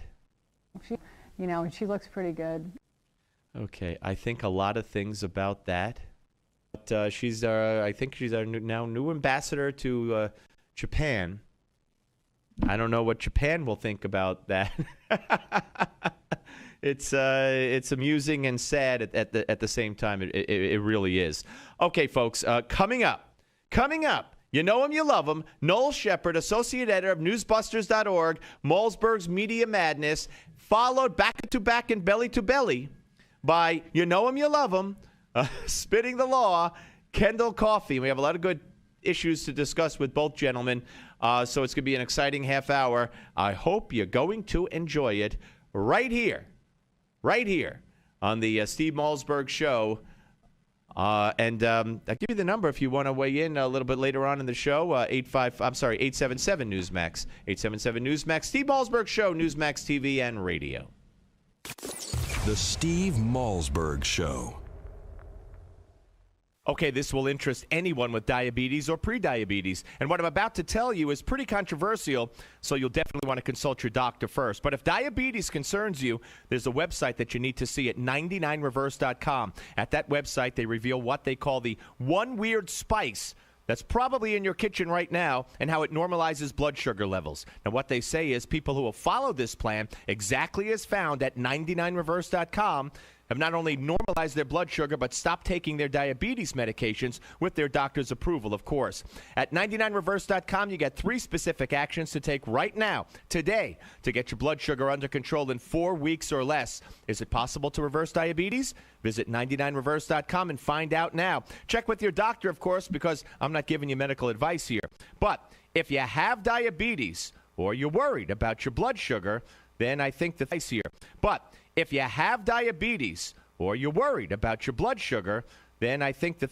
Men, this is the time in your life when you have more freedom to travel, more time for leisure, including an active lifestyle, even a renewed intimacy. The last thing you want is the hassle of an aging prostate. Frequent trips to the bathroom also keep you awake at night. But here's good news. Renowned physician Dr. D trips to the bathroom also keep you awake at night. But here's good news. Renowned physician Dr. Brownstein has recently developed Prostate Revive, the dietary supplement specifically formulated to help improve and sustain normal prostate function. Learn more about how you can receive a 30-day supply of Prostate Revive. Just cover a $4.95 shipping fee. Visit prostaterevive.com/special for complete details. Act now, and you'll also be given instant access to our downloadable special report, A Doctor's Guide to a Healthy Prostate, while supplies last. Try Prostate Revive for 30 days at prostaterevive.com/special. That's prostaterevive.com/special. Do you have trouble remembering things you've known for years? Do you want to maintain your mental edge, support your memory, focus, and attention? After extensive research, Dr. Russell Blaylock discovered 4 essential nutrients that help sustain optimal brain function. Dr. Russell Blaylock then personally formulated Crescio, the dietary supplement containing these 4 brain boosters that promote brain cognitive health, improve learning and retention. Crescio supports brain circulation and provides antioxidant protection. And now you can receive a 30-day supply of Crescio. All you pay is a $4.95 shipping fee. Visit Crescio.com/special. Act now, and you'll also be given instant access to our downloadable special report, Nature's Brain Boosters, Essential Nutrients for Peak Mental Performance. Give your brain the healthy support it needs. Learn how you can receive your 30-day supply at Crescio.com/special. That's CRESCEO.com/special. Crescio.com/special. Hi, this is Mike Reagan. You need to watch out because thousands of new Obamacare rules are currently being implemented, and few know what the law says or does. Listen to what Senator Max Baucus, one of the authors of the Obamacare law, recently said. I tell you, I just see a huge train wreck coming down, and I don't see any results yet. I just see a huge train wreck. He's right. So protect yourself from this train wreck. Get the #1 bestseller, The Obamacare Survival Guide. Newsmax says it's the best guide to the new law. Join more than 500,000 Americans who have their copy. Get the #1 bestseller, The Obamacare Survival Guide, at bookstores everywhere. Or get our special $4.95 offer and save $15 off the cover price by going now to Obamacare311.com. Obamacare311.com. That's Obamacare311.com.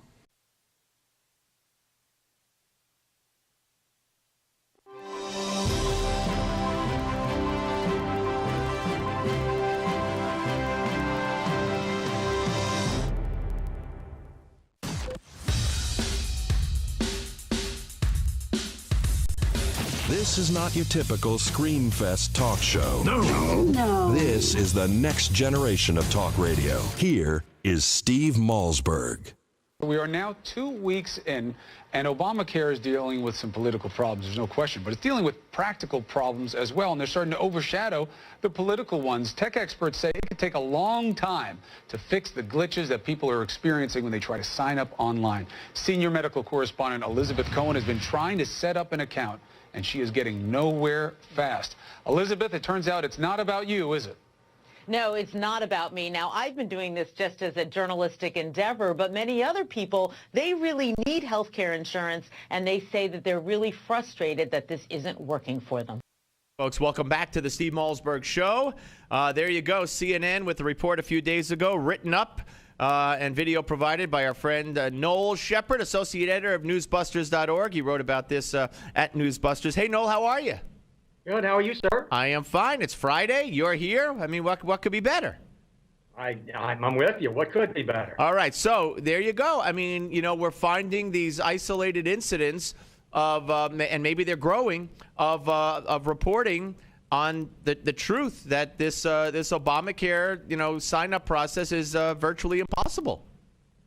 Exactly. And what's interesting here, and we talked about this last week about how kind of surprised we both were that you had outlets like ABC, CBS, and NBC and CNN actually coming down strongly about how poorly this has rolled out. And what's also been interesting is they've been mocking Republicans for shutting down the government, saying that if the government hadn't have been shut down, there'd be more attention on how poorly Obamacare is going. And I suggest that it might actually be the opposite. The fact that you had Republicans, holding the debt ceiling and holding the continuing resolution up as a result of Obamacare, I think it's actually brought more attention to the problems in the website. So I realize that conceivably seems counterintuitive and it's going against the media spin, but I actually think what Cruz and Lee and others did in here, it may have even forced the media to be more honest about this train wreck. Yeah, and I don't know whether you saw in the Huffington Post, they actually had a headline talking about how this is nearing it's a train wreck at the Huffington Post. That is something to say. You also wrote on the other side, although MSNBC at the beginning, they had someone who tried, and you wrote about this, and we talked about this, I think, 2 weeks ago, someone who tried to sign up and finally gave up. But the other day, today, on Scarborough's show, Friday morning's Joe, they put a chyron. If we could put up number 20, Will, for those watching at Newsmax TV, you could see it. I'll just describe it.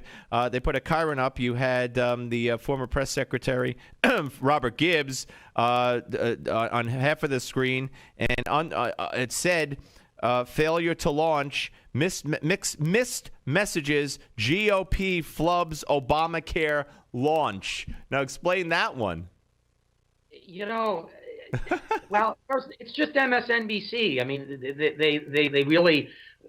And they're not even hiding it at this point, and they haven't been for a while. Now, in fairness to them, there was discussion about how what we were talking about earlier, about how if the government hadn't been shut down, the Republicans might have been actually able to play the Obamacare train wreck better. But at the same point, to have that chyron on the screen, GOP flubs Obamacare launch. I mean, my goodness, it's just, Phil Griffin must be awfully proud. You mean Phil Griffin, who wanted a recount or proof that Megyn Kelly's show it really had the ratings it had compared to Rachel Maddow and Phil Griffin, who calls, as you wrote about also, and let's talk about this, calls Chris Matthews a national treasure. That Phil Griffin? That Bill Griffin, yeah, a national treasure. I mean, let's go to the first one first. So last Tuesday, not this past Tuesday, the Tuesday last week, the second day of Megyn Kelly's new show, she had an explosion in viewers.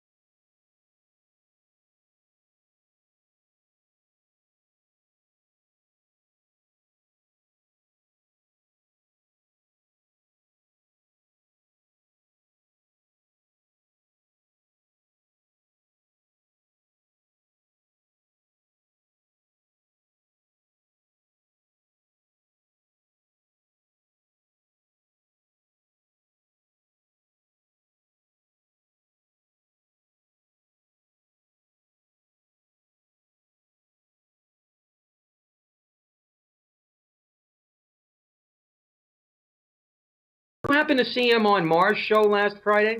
No, but I did see some of the things you wrote about it. Yeah. Oh, I mean, he was so dismissive of the other guests. It was just, I mean, especially James Glassman, and James should have punched him. Yeah. Well, now yesterday he wanted to know if Republicans still count blacks as 2/3 of a person. He's just totally out of control.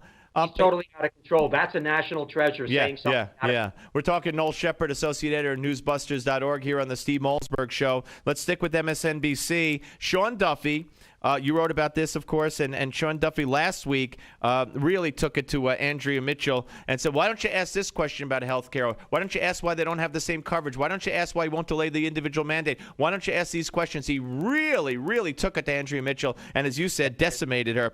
But he was on with Mika Brzezinski on Morning Joe, and here in Cut 21, he was at it again. And then we should point out, Congressman Sean Duffy, Republican from Wisconsin. Here's 21. And listen, and Mika, I got to tell you, Mika, my mom is a good liberal, and she loves you, and she's happy I'm on your show. But I think you're part of the problem. And you're part of the problem because the Republican caucus sometimes can be unreasonable, but look how far we've moved. We said we want to defund it. Okay. Now we're going to delay it. And now we're just going to ask for some very simple tweaks and reforms. And if you actually called out your liberal guests and said, why won't you join Obamacare? If it's good for America, it should be good for you. So why, listen, if an American family can't sign up on the website, why are you going to tax them? All right, so Mika. That's not right. You have a lot of good questions. A lot of good questions, and then she went on to make excuses. But he should be working for Newsbusters on the side when he's not sitting in Congress. What is it about Wisconsin? I mean, it really is. I mean, you've got this guy, you've got Paul Ryan, you've got Walker. I mean, maybe we ought to just make that, the capital seat of our country. To move it from D.C. and put it in Wisconsin, imagine how much better our nation would be. Absolutely. Let's finish up with, another political genius. I don't know. Her and Barbara Streisand should team up and hit the road for good. And Cher. Actually, Cher, too. And Cher. Yeah, so here's Bette Midler.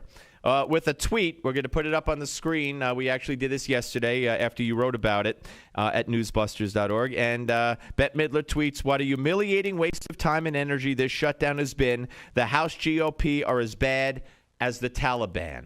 Now, I have a guest coming up next hour who actually has been threatened. Her life has been threatened by the Taliban. She knows what life under the Taliban is like. I can't wait to show her this tweet. These people on the left, they are just so loose with their language, and it's such a horrific thing. But, the media loves it, and they repeat it. It's kind of sad. I mean, in Midler's case, I don't know about you, but I used to be a big fan. I mean, I thought she was an extraordinary talent as a singer. And she's been in some movies that are some of my favorite films, in particular, Down and Out in Beverly Hills. And come on, I saw you crying at beaches. Come on. No. That's you're right. Right. Actually, it begins with a B and ends with an S, but that's not what was making me cry.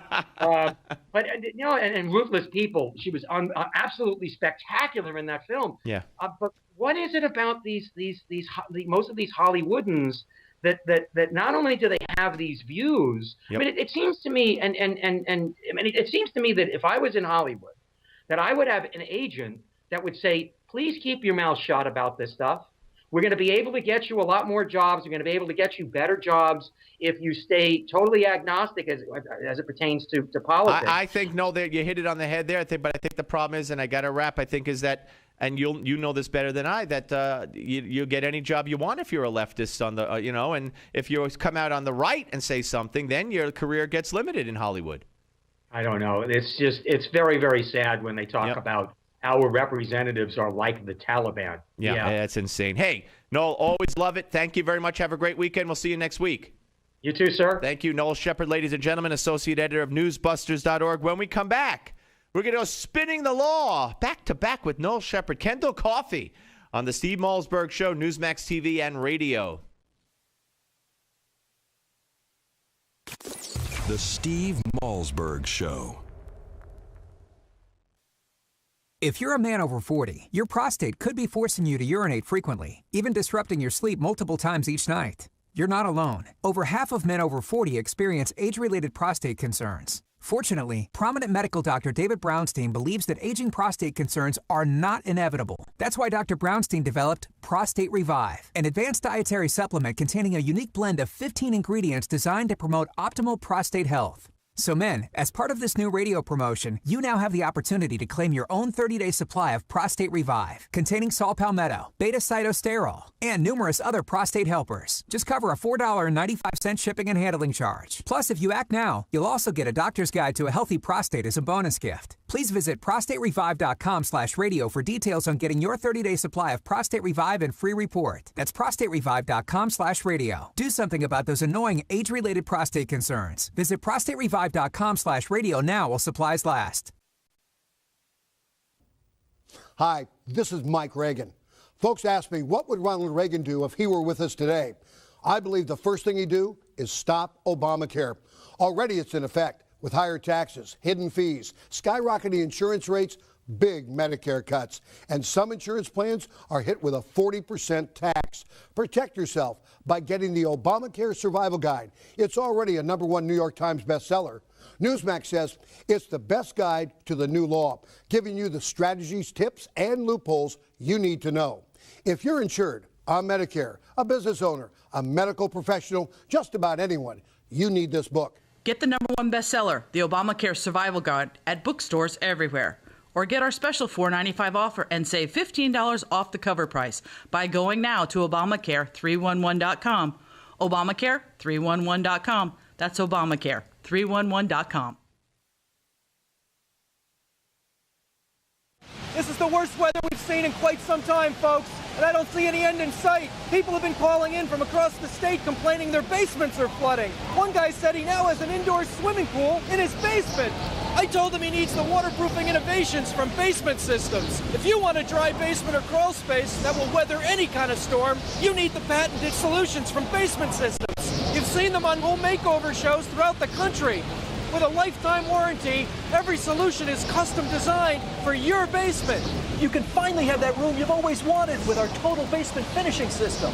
Call now for a free estimate, and you'll never have to worry about storms like these again. Call now for your free basement inspection at 800-516-9794, 800-516-9794. Learn how to waterproof your basement now. Call this number, 800-516-9794, 800-516-9794. If you are successful at what you do, whether you're a doctor, a lawyer, a business owner, or you have a great career, you understand the concept of protecting yourself. Well, are you protecting yourself, your family, and your assets with quality term life insurance? Consider these possible rates. A man age 45, non-tobacco user could obtain $1 million of coverage for as little as $75 a month. And this rate is fixed for the next 10 years. We specialize in policies of $500,000 and above. A man age 50, non-tobacco user may be able to obtain $500,000 of coverage for as little as $115 a month.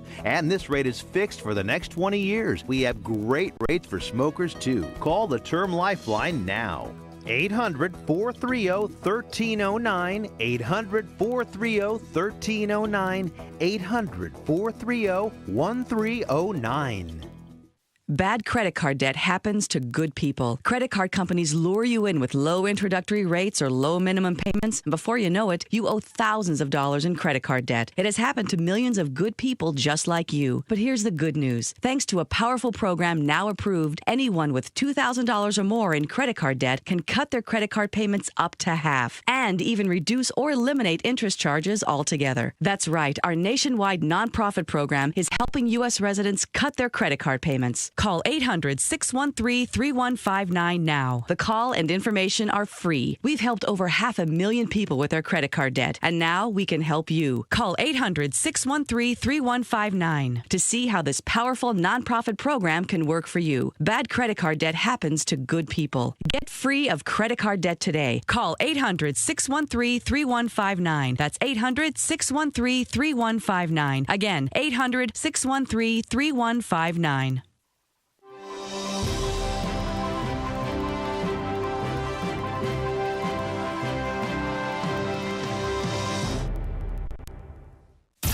You have the right to remain silent. But we'd prefer if you didn't. Spinning the law, spinning the law. This is Malzberg's Spinning the Law. Spinning the Law. Spinning the law, spinning the law. With attorney Kendall Coffey.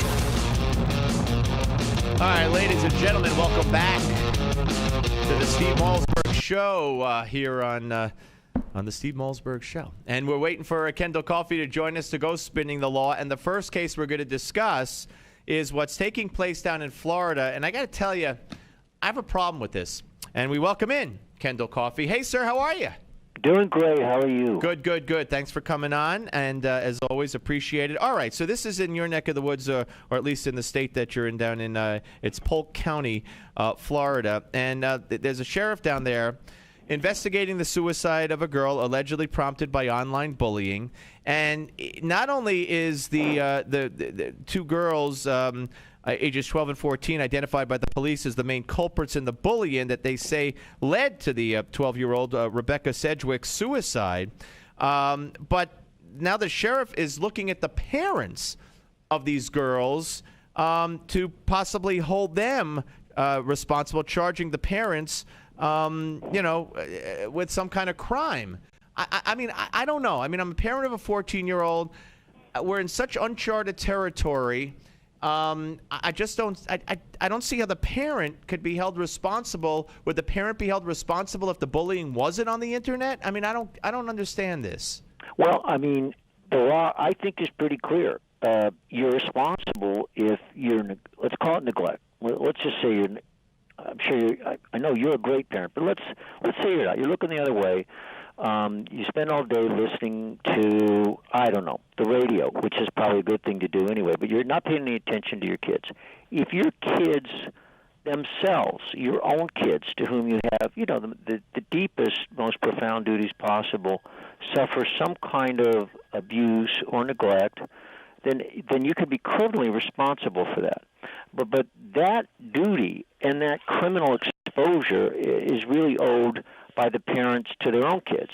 You're not legally responsible because I guess that the sheriff's theory might be, as a parent, you weren't paying enough attention to your kids to keep them from going out and doing something to somebody else. Unless there's active encouragement by the parents of something such as, an extreme form of bullying, there's no crime. I mean, the sheriff may not think they're great parents, but that doesn't mean that they're criminals. Right. So saying you're going to want to charge them because they're in quote unquote total denial. I mean, is that a crime? Total denial? I mean, what does he think he's going to charge them with? Boy, could you ever pack the prisons. I don't know if we're going to talk about prison crowding in California. Yes. Ever pack the prisons. I don't know if we're going to talk about prison crowding in California. Yes. What are they going to do? No, there's no crime of denial. I mean, certainly it makes somebody whose conduct is controversial less appetizing, and sometimes the authorities are distressed by it if somebody doesn't acknowledge, and sometimes the authorities are distressed by it if somebody doesn't acknowledge. The authorities always want to see that in terms of a suspect or a target, but it's not a crime for parents to say my kid didn't do anything wrong, or the parents to say I didn't do anything wrong, and that's I think really sending the wrong message, because those are not the kind of things that law enforcement is or should be focusing on. And one more thing on this bullying thing. I mean, I guess there are laws now that that differentiate this kind of cyberbullying from regular bullying, or even regular bullying is considered now a crime, punishable by criminal prosecution of 14 and 15 and 13-year-olds. I mean, back in my day, and probably your day, kids got picked on. That wasn't a good thing. Maybe you even came to their defense, but kids got picked on. I don't think they went and killed themselves, but if one did, would the kids then have been charged, from calling them Four Eyes or calling them whatever name they would call a kid based on whatever fat, whatever? How did we get to this place? Is it because of the internet? It's because of the internet and because of high-profile tragedies. Including teen suicides, which is not an insignificant thing. Some experts say there's 5,000 teen suicides a year, that it's the third leading cause of death among teenagers. And there have been spectacular, very high-profile cases which have prompted legislators, including Florida's, which passed this kind of a law in 2008. You may remember the MySpace case a few years back, Steve. Mother, who was accused of having complicity, was actually charged in connection with the death of another child who was supposedly being harassed and tormented. The mother was acquitted. Yeah. But believe me, when you're charged with a crime, whether you're acquitted or not, your life is never the same. And, I hate to get hung up on this repeatedly. We hope to have Mark O'Mara on Monday. He is proposing legislation, or hopes to write it, or help write it, that would hold the parents responsible. And he compared it today to, if your kid gets in a car and drives it and kills someone, your parents are responsible. Or if a kid takes your loaded gun and shoots someone. But I don't see the I don't see how that's a good analogy. The connection, and that's really taking us to a bad place. People are not supposed to be guilty by association, whether it's association with family. When it comes to criminal laws, I'm not talking about negligence and getting sued for money. When you talk about crime, you shouldn't have to go to prison unless it's something you did. Yeah, I agree. Okay, let's quickly go to the aforementioned case in California. California now, they say they're out of legal options. They've been trying to overturn court orders that require the state's prisons, which I guess are overcrowded, to find a way to rid itself of 10,000 inmates, 10,000 more inmates. They've already released many. And the U.S. Supreme Court on Tuesday rejected Jerry Brown's final legal maneuver to end the federal court oversight. And now the state has to follow through with a legislative plan to solve this crisis. And they say they're going to have to release prisoners. I mean, why don't they build more prisons?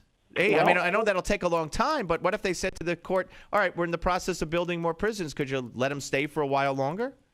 Well, you would think that if I'm assuming that the judges simply felt California wasn't moving fast enough. I don't think it could be said California was ignoring the situation. They had, in fact, moved apparently 30,000 inmates out of state prisons, but from the standpoint of the three federal judges, not good enough. And certainly you would think that before individuals are literally turned loose on the street, that they're going to give them more time, that they're going to explore more options. It's going to end up on the back of the taxpayers, but that's a choice for taxpayers and legislators to make. You can always reduce populations by reducing prison sentences, but is that where the public wants to be? And, one big change that has, over time, Steve, really driven the issue of prison populations. People used to get out after just serving a fraction of their prison time. That's changed now in most places. Yeah, mandatory sentencing and all that, right? Yeah, it's serious business. You can't look at getting out 30% of the way through your prison sentence hardly anywhere in the country anymore. And a lot of that was recognition, not only that prisons had become revolving doors, but of the rights of victims. You're victimized by a crime, somebody's sentenced to 10 years. Do you really want to hear about them getting out after 2? No. And, of course, look what happened in Florida with those 2 getting out by mistake. Kendall, always great to talk to you, sir. Have a great weekend, and hopefully we'll speak next week. Happy Friday. Talk to you next week. All right, take care. Kendall Coffey, ladies and gentlemen, Spinning the Law, the author of the book by the same name, which I recommend greatly, even though it's a number of years old by now.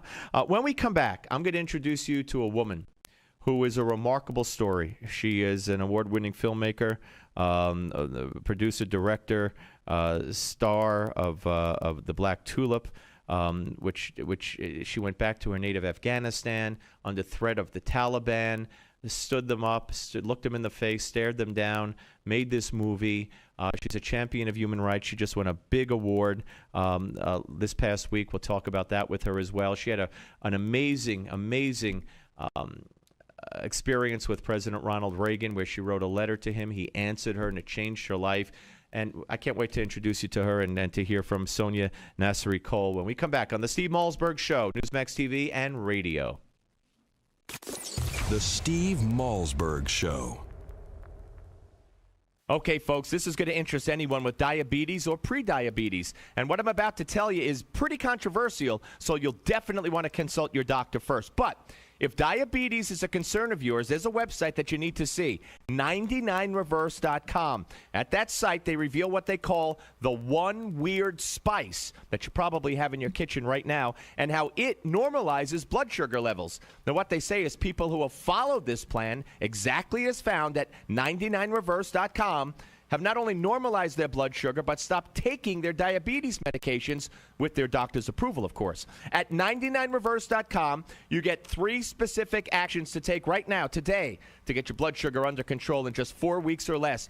Is it possible to reverse diabetes? Visit 99reverse.com. Find out now. Check with your doctor, of course, because I'm not giving you medical advice here. But if you have diabetes or you're worried about your blood sugar, I think you should check out 99reverse.com.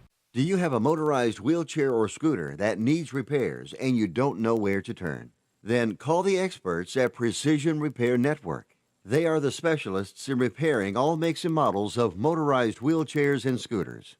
You can call 24/7 and they will come to you anywhere in the United States.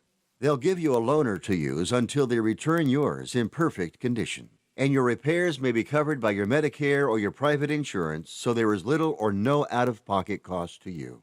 If your wheelchair or scooter needs repairs, call this special hotline now and learn how you can get door-to-door service on your repairs at little or no cost to you. Precision Repair Network. They'll get you moving again. Operators are ready to take your call right now. 800-978-4813. 800-978-4813. 800-978-4813. That's 800-978-4813.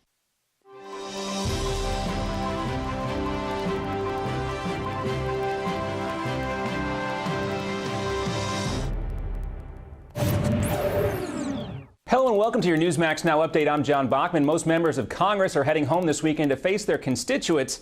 When they return to Washington, lawmakers will now focus even more attention on the Obamacare website, healthcare.gov, as well as the contractor hired to run the site. This after more than 2 weeks of paralyzing problems that have started to ripple out, affecting insurance companies now.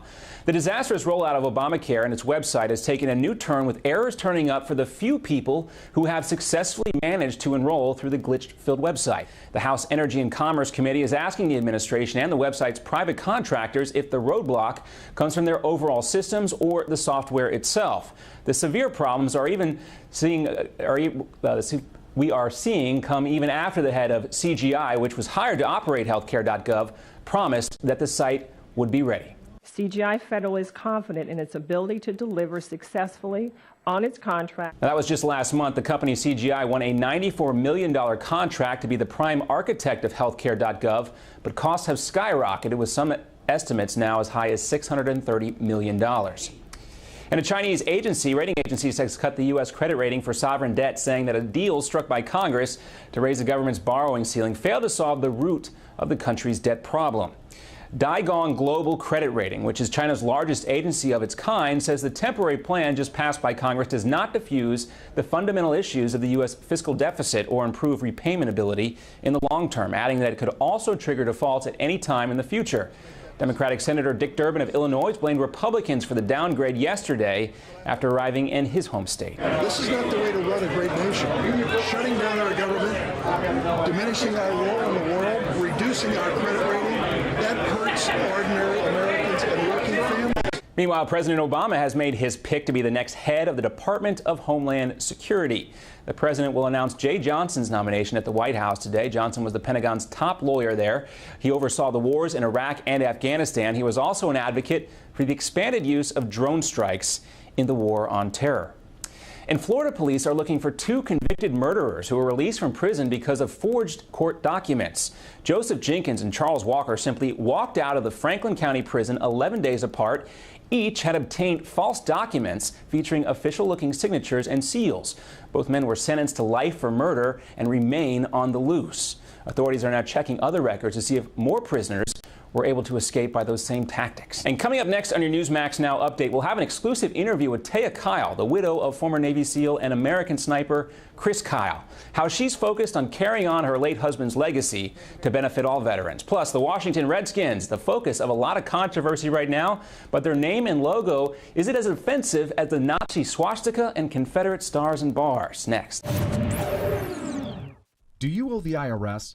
Do you have unfiled tax returns? Have you received a wage garnishment or bank levy? Maybe a lien has been filed against you. OMG Tax can help you with all your IRS tax problems. Don't wait another second. Take action now. Call my team at OMG Tax. Honest and professional, we don't make false promises. If you owe back taxes, or if the IRS is garnishing your paycheck, you need help now. OMG Tax can help you get your life back to normal. If you're serious about handling your tax matter, call OMG Tax now and get the peace of mind you deserve. Don't let the IRS take your next paycheck. Stop waiting and call our team at OMG Tax. OMG Tax has a straightforward, no-nonsense approach and has helped many Americans resolve their IRS nightmare. Call OMG Tax now. Call 1-800-255-6485. That's 1-800-255-6485. 800-255-6485. Wow, you look great. Thanks. I've lost some weight. What's your secret weapon? Actually, I do in fact have one. Really? If you're looking for help in your weight loss efforts, remember this name, Metabio. It just may be the edge you've been looking for. Metabio is the nutritional weight loss breakthrough power-packed with 5 high-quality ingredients. Metabio supports healthy metabolism and promotes fat loss. It helps maintain your optimal weight and wellness when used as part of a healthy lifestyle. Now you can receive a 30-day supply of Metabio. Simply cover a $4.95 shipping fee. Visit themetabio.com/offer for complete details. Act now and you'll also be given instant access to our downloadable special report, A Practical Guide to Healthy Weight Management. Learn how you can try Metabio for 30 days at themetabio.com/offer. That's the METABIO.com/offer. Hurry, only while supplies last at themetabio.com/offer. And welcome back. A political cartoon that compares the Washington Redskins logo to other symbols of hate is facing some backlash of its own. The New York Post recently published this depiction of the logo alongside the Confederate battle flag and the Nazi swastika.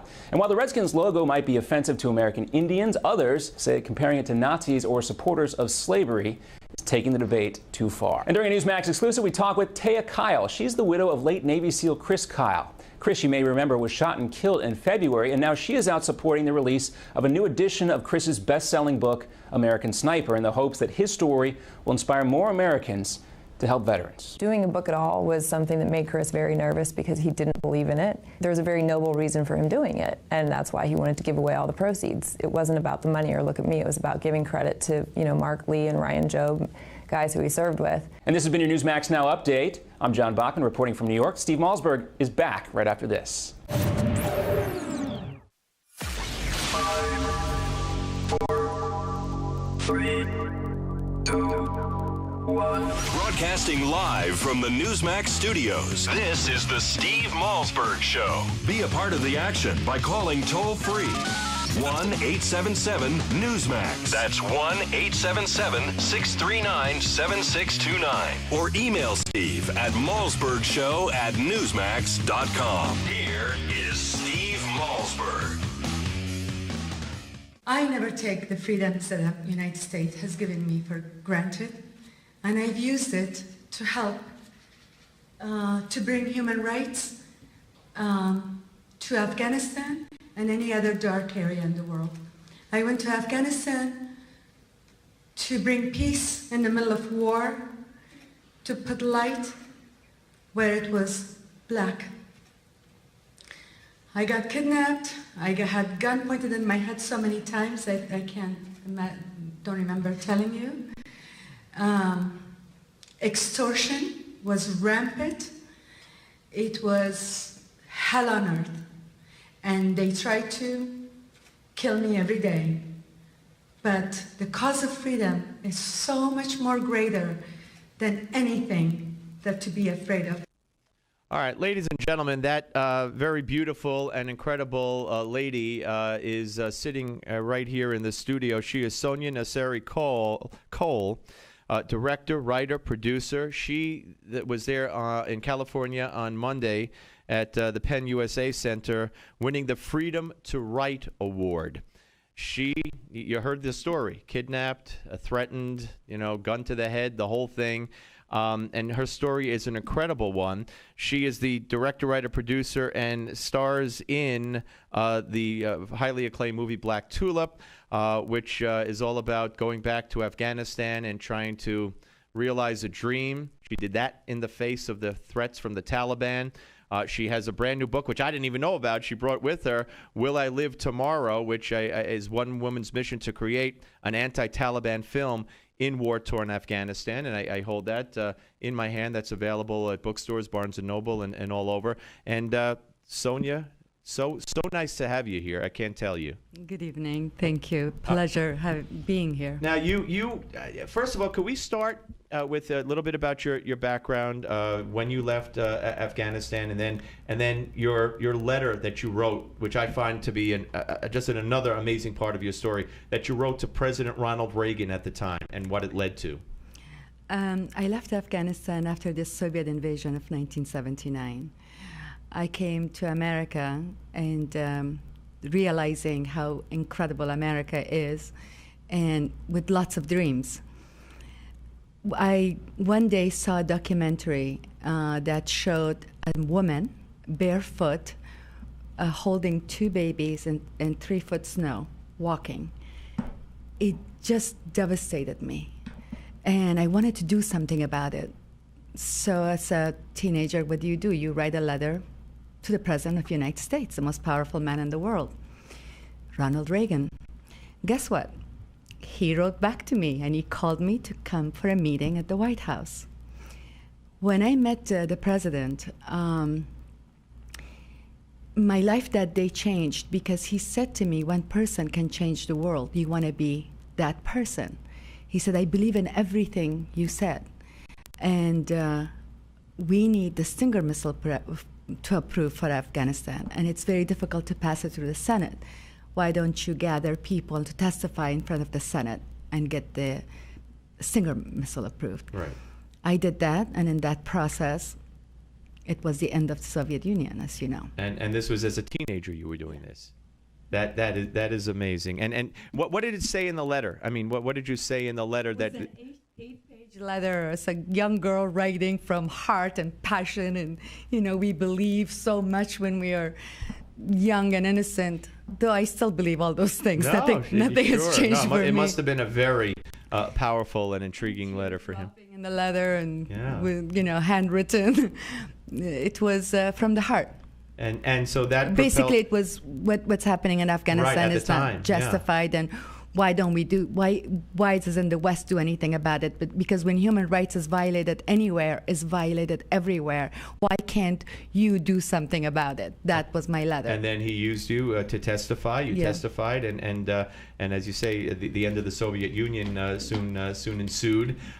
When do you become, or I guess from that point you continue to be an activist, continue to be involved in the fight for human rights? Absolutely. I mean, that day, my mission for life was clear, that everything I want to do from that moment on was to fight for human rights in Afghanistan and raise money for the refugees, because what was happening in Afghanistan was really genocide, and people were dying in these camps in Pakistan. There was a disaster happening. So I started to help raise funds through Afghanistan World Foundation and with President Reagan and with President Bush Sr. to do these major events with my foundation that we founded, Afghanistan World Foundation. Right, and AfghanistanWorldFoundation.org, people should check that out, and it's an amazing website with amazing posts, and people can find out also a lot about you personally and what you do. But all right, so Afghanistan, of course, changed. Of course, we were on the side of the Taliban, if you will, against the Russians. And then, of course, the Taliban started harboring al-Qaeda, culminating with the 9/11 attack. And our position towards Afghanistan certainly changed. And we went into Afghanistan to try to rid the Taliban wouldn't hand over al-Qaeda. So we went in, and here we still are in Afghanistan. So how did your emotions change? How did all that change, your point of view towards your former country? I see it a little bit differently than you saw it. I think we went to help General Massoud, which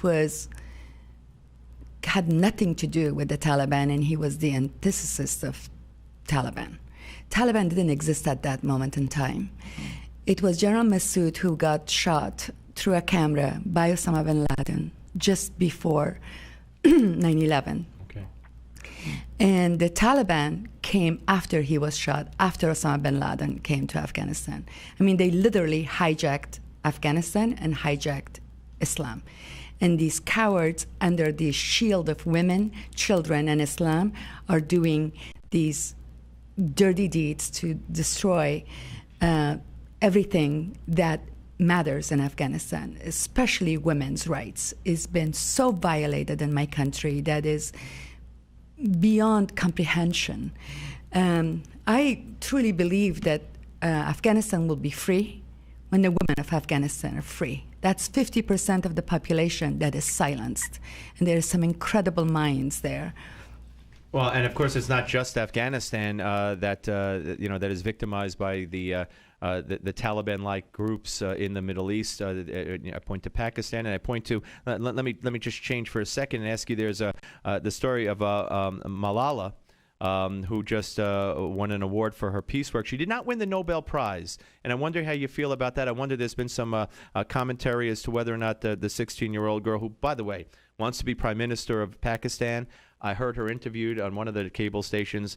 I could not believe what was coming out of this amazing girl's mouth. I couldn't believe it. She is absolutely incredible. And by the way, we should tell people she was shot by the Taliban. Absolutely. And she recovered, and now she's speaking out, and she's not shying away, and she's like she's just one in a million. I was present at the UN session when she was speaking, and it was breathtaking. This girl is really a very, very brave girl. Now, is she somebody that could, she's not from Afghanistan, but is she somebody who could propel your dream of human rights for women in your country, through her country, or through all countries? Absolutely, because the enemy is the same. I mean, Taliban originated from Pakistan and Yemen, and as you all know, not one Talib is Afghan-born, and they are educated in these madrasas, in which I have visited, and it's horrifying to watch these little boys and being educated in Quran and repeating the same thing over and over again. Right. They don't even understand Quran. They can't even read. But they're indoctrinated from that young age, and that's all they know. That's all they know. Yeah. And to me, Taliban are not Muslims at all, because everything they do is the antithesis of Quran. There is 1.5 peaceful Muslims in the world.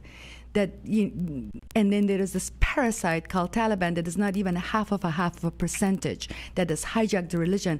I don't understand why the Islamic world doesn't join the Western and the world and Israel to fight, to denounce the Taliban as Muslims. Yeah, well, of course, it's not only the Taliban that has, have their radical interpretation of the Quran or Islam or whatever. It's unfortunately much greater than that small percentage of people in Afghanistan, perhaps, but it's a worldwide movement. Unfortunately, I want to break. Could you say another segment? Because I want to focus on the movie Black Tulip. Ask you when you decided to make it and what it was like making it. Because from your acceptance speech at the Penn USA Center, getting the Freedom to Write Award, where you talked about kidnapping threats and murder threats and guns to the head, and what made you do that? We'll talk about it. We're talking to Sonia Nasseri Cole, director, writer, producer, founder of AfghanistanWorldFoundation.org, and the person who put out that wonderful movie, directed, wrote, produced, starred in Black Tulip. We'll talk about that when we come back right here on the Steve Malzberg Show on Newsmax TV and radio. The Steve Malzberg Show.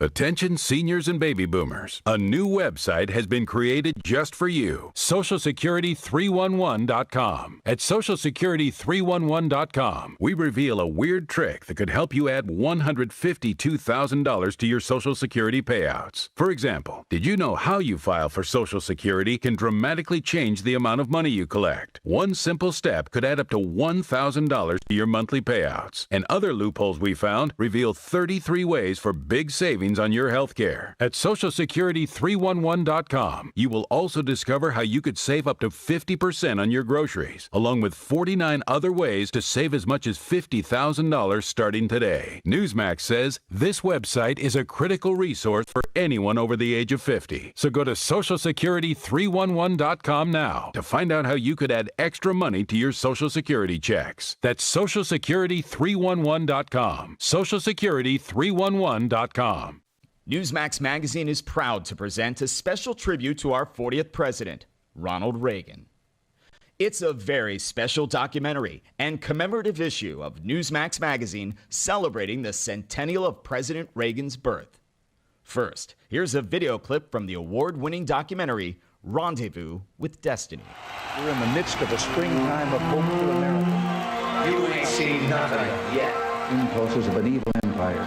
Tear down this wall. I believe that together we can keep this rendezvous with destiny. In the next several minutes, you will learn things about President Ronald Reagan that you've never seen, heard, or read before.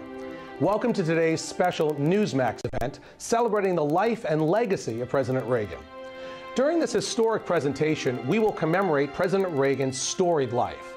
We'll revisit his 2 terms in office and recollect his proudest achievements and greatest challenges. Ronald Reagan's life reads like a fairy tale of success stories. He was an accomplished athlete, an honored veteran, a famous actor, the governor of California, and of course, our nation's 40th president. He called himself a citizen politician and only entered politics when he warned government was gaining too much power. By then he was age 54, with a successful career behind him. Twice elected President of the United States, Ronald Wilson Reagan was a contradiction to some, once a Democrat, then a Republican, a champion of smaller government whose own government grew, a fiscal conservative who failed to balance the budget. His critics mistook his affability for weakness, but behind the smile and the charm existed an extraordinary leader with unique skills and bold and revolutionary ideas. We only had time to share just a few of the top defining moments in Ronald Reagan's presidency, but you'll get to see them all in Rendezvous with Destiny. By the way, the president's close relationship with the Pope is especially fascinating. You'll also learn how dealing with an alcoholic father helped shape Reagan's ability to negotiate. And if you ever wondered what the leader of the free world likes to get for the holidays, well, you'll find that out as well. So let's review today in this free offer. We are sending you a copy of Ronald Reagan, Rendezvous with Destiny, and the collector's limited edition of our issue commemorating the 100th anniversary of President Reagan's birth. Right now, when you subscribe to Newsmax magazine, you can own both the DVD and receive the special Reagan 100th birthday commemorative edition. That's $25 in bonus gifts when you subscribe. Go to newsmax.com/Reagan13 to subscribe today. Join the millions who read Newsmax magazine every month.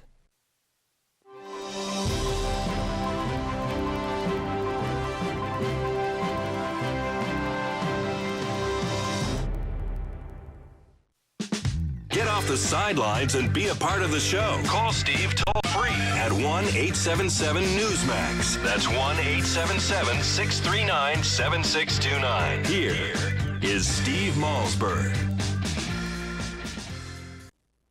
All right, ladies and gentlemen. All right, we're going to try to play. We're back here on the Steve Malzberg Show with Sonia Nasseri-Cole, director, writer, producer. Her great film Black Tulip, which we're going to talk about. Also, her book Will I Live Tomorrow is just out, and also we're going to get the Black Tulip, but you're also working on a new documentary, correct? Yes, a documentary called The Hijack of Islam.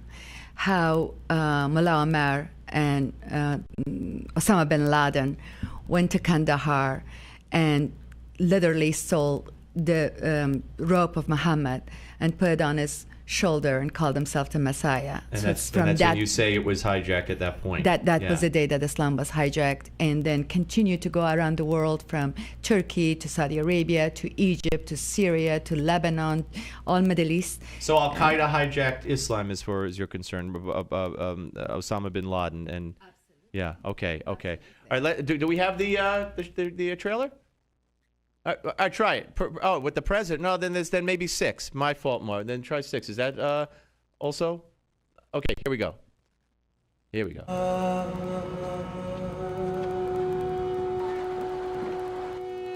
Since the fall of the Taliban, my family has been dreaming of a restaurant where people could recite poetry and feel free again. 30 years of war and these people are still fighting. You gotta respect these people.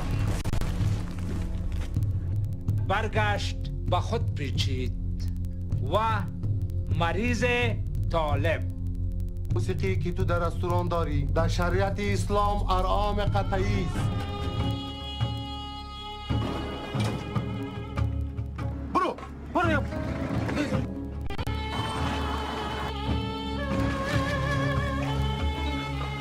جد؟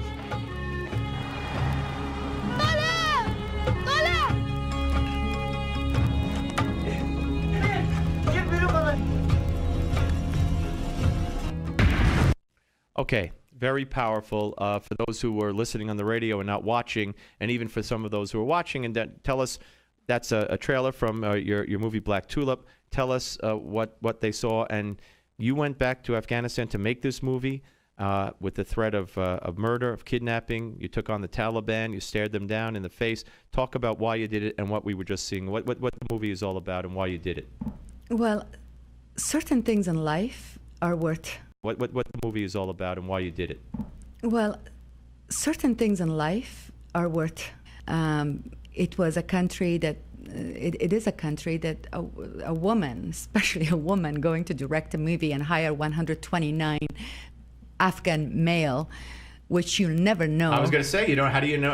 How'd you screen them? Well, you hire security, and then I had the first security meeting in Afghanistan was hell on earth.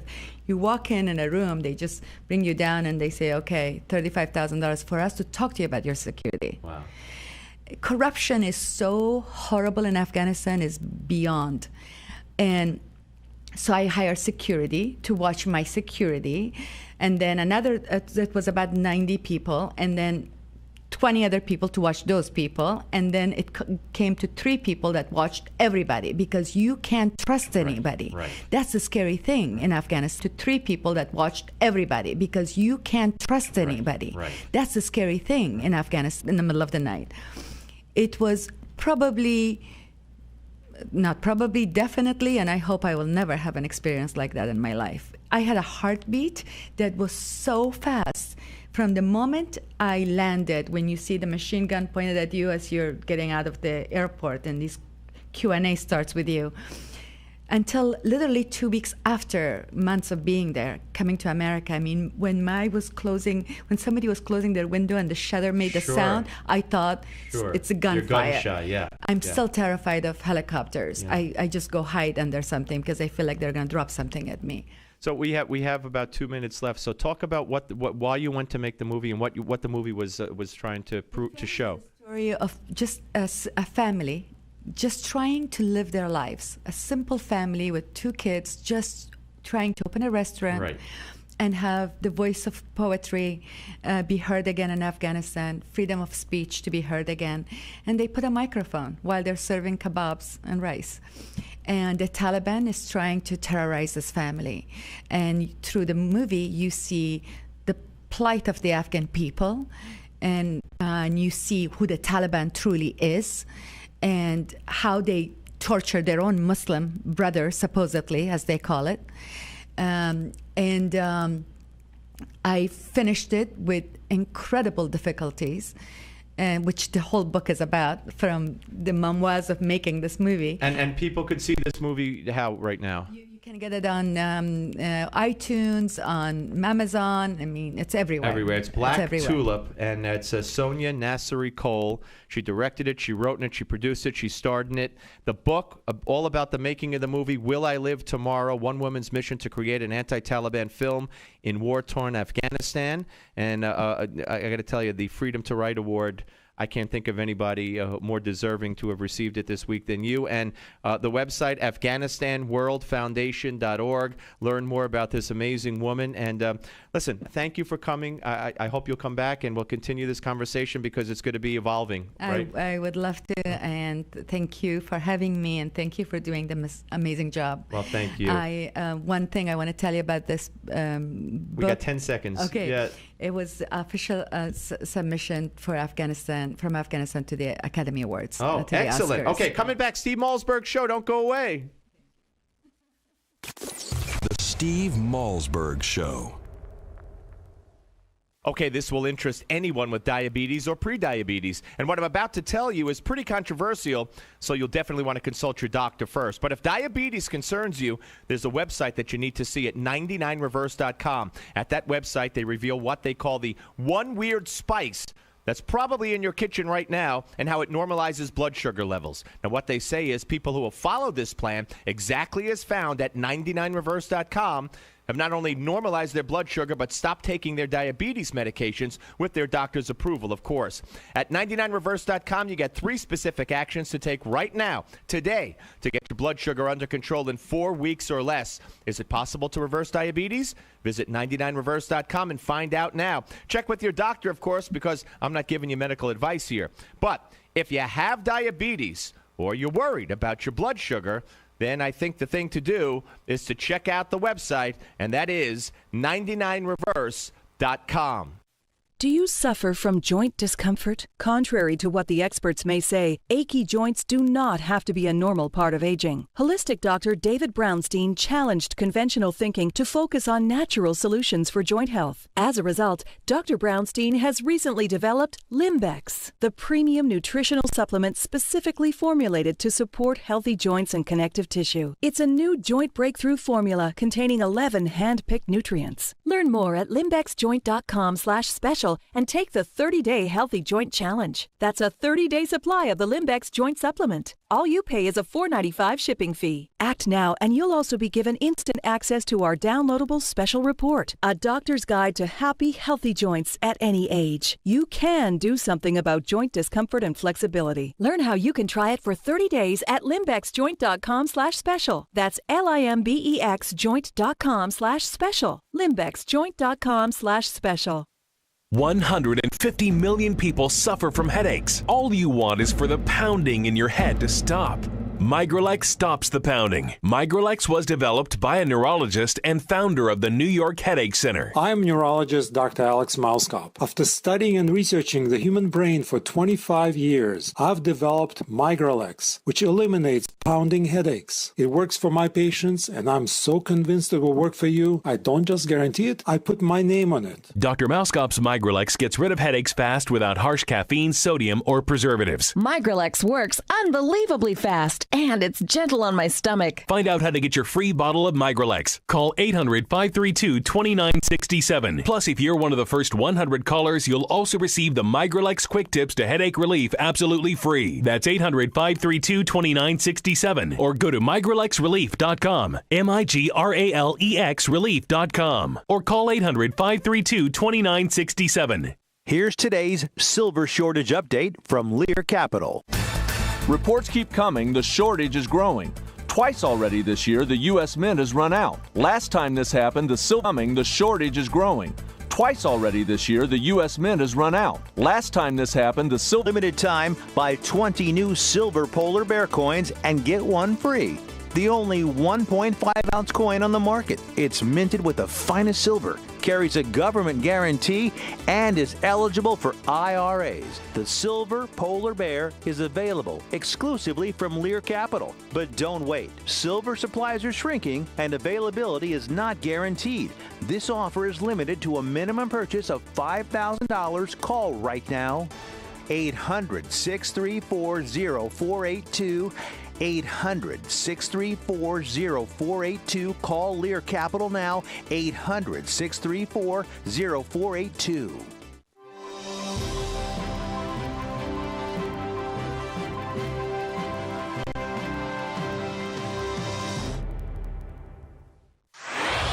Microphones hot. Satellite link established. Studio lights illuminated. Cameras rolling. Audio and video encoders firing ones and zeros. Internet stream, streaming. The most technology advanced radio show is on the air. Here's the captain of this enterprise, Steve Malzberg. All right, ladies and gentlemen, welcome back. We are joined right now on the Steve Malzberg Show, Friday edition. I like to say Friday edition because it means it's Friday. Jennifer Rubin, columnist at the Washington Post, joins us once again. Hey, Jennifer, how are you? I'm just fine. Nice to be here, Steve. Nice of you to be here with us. And, of course, she writes the Right Turn column at WAPO, as we like to call it. Okay, so you and I might disagree a little bit, but that's always a healthy thing to do.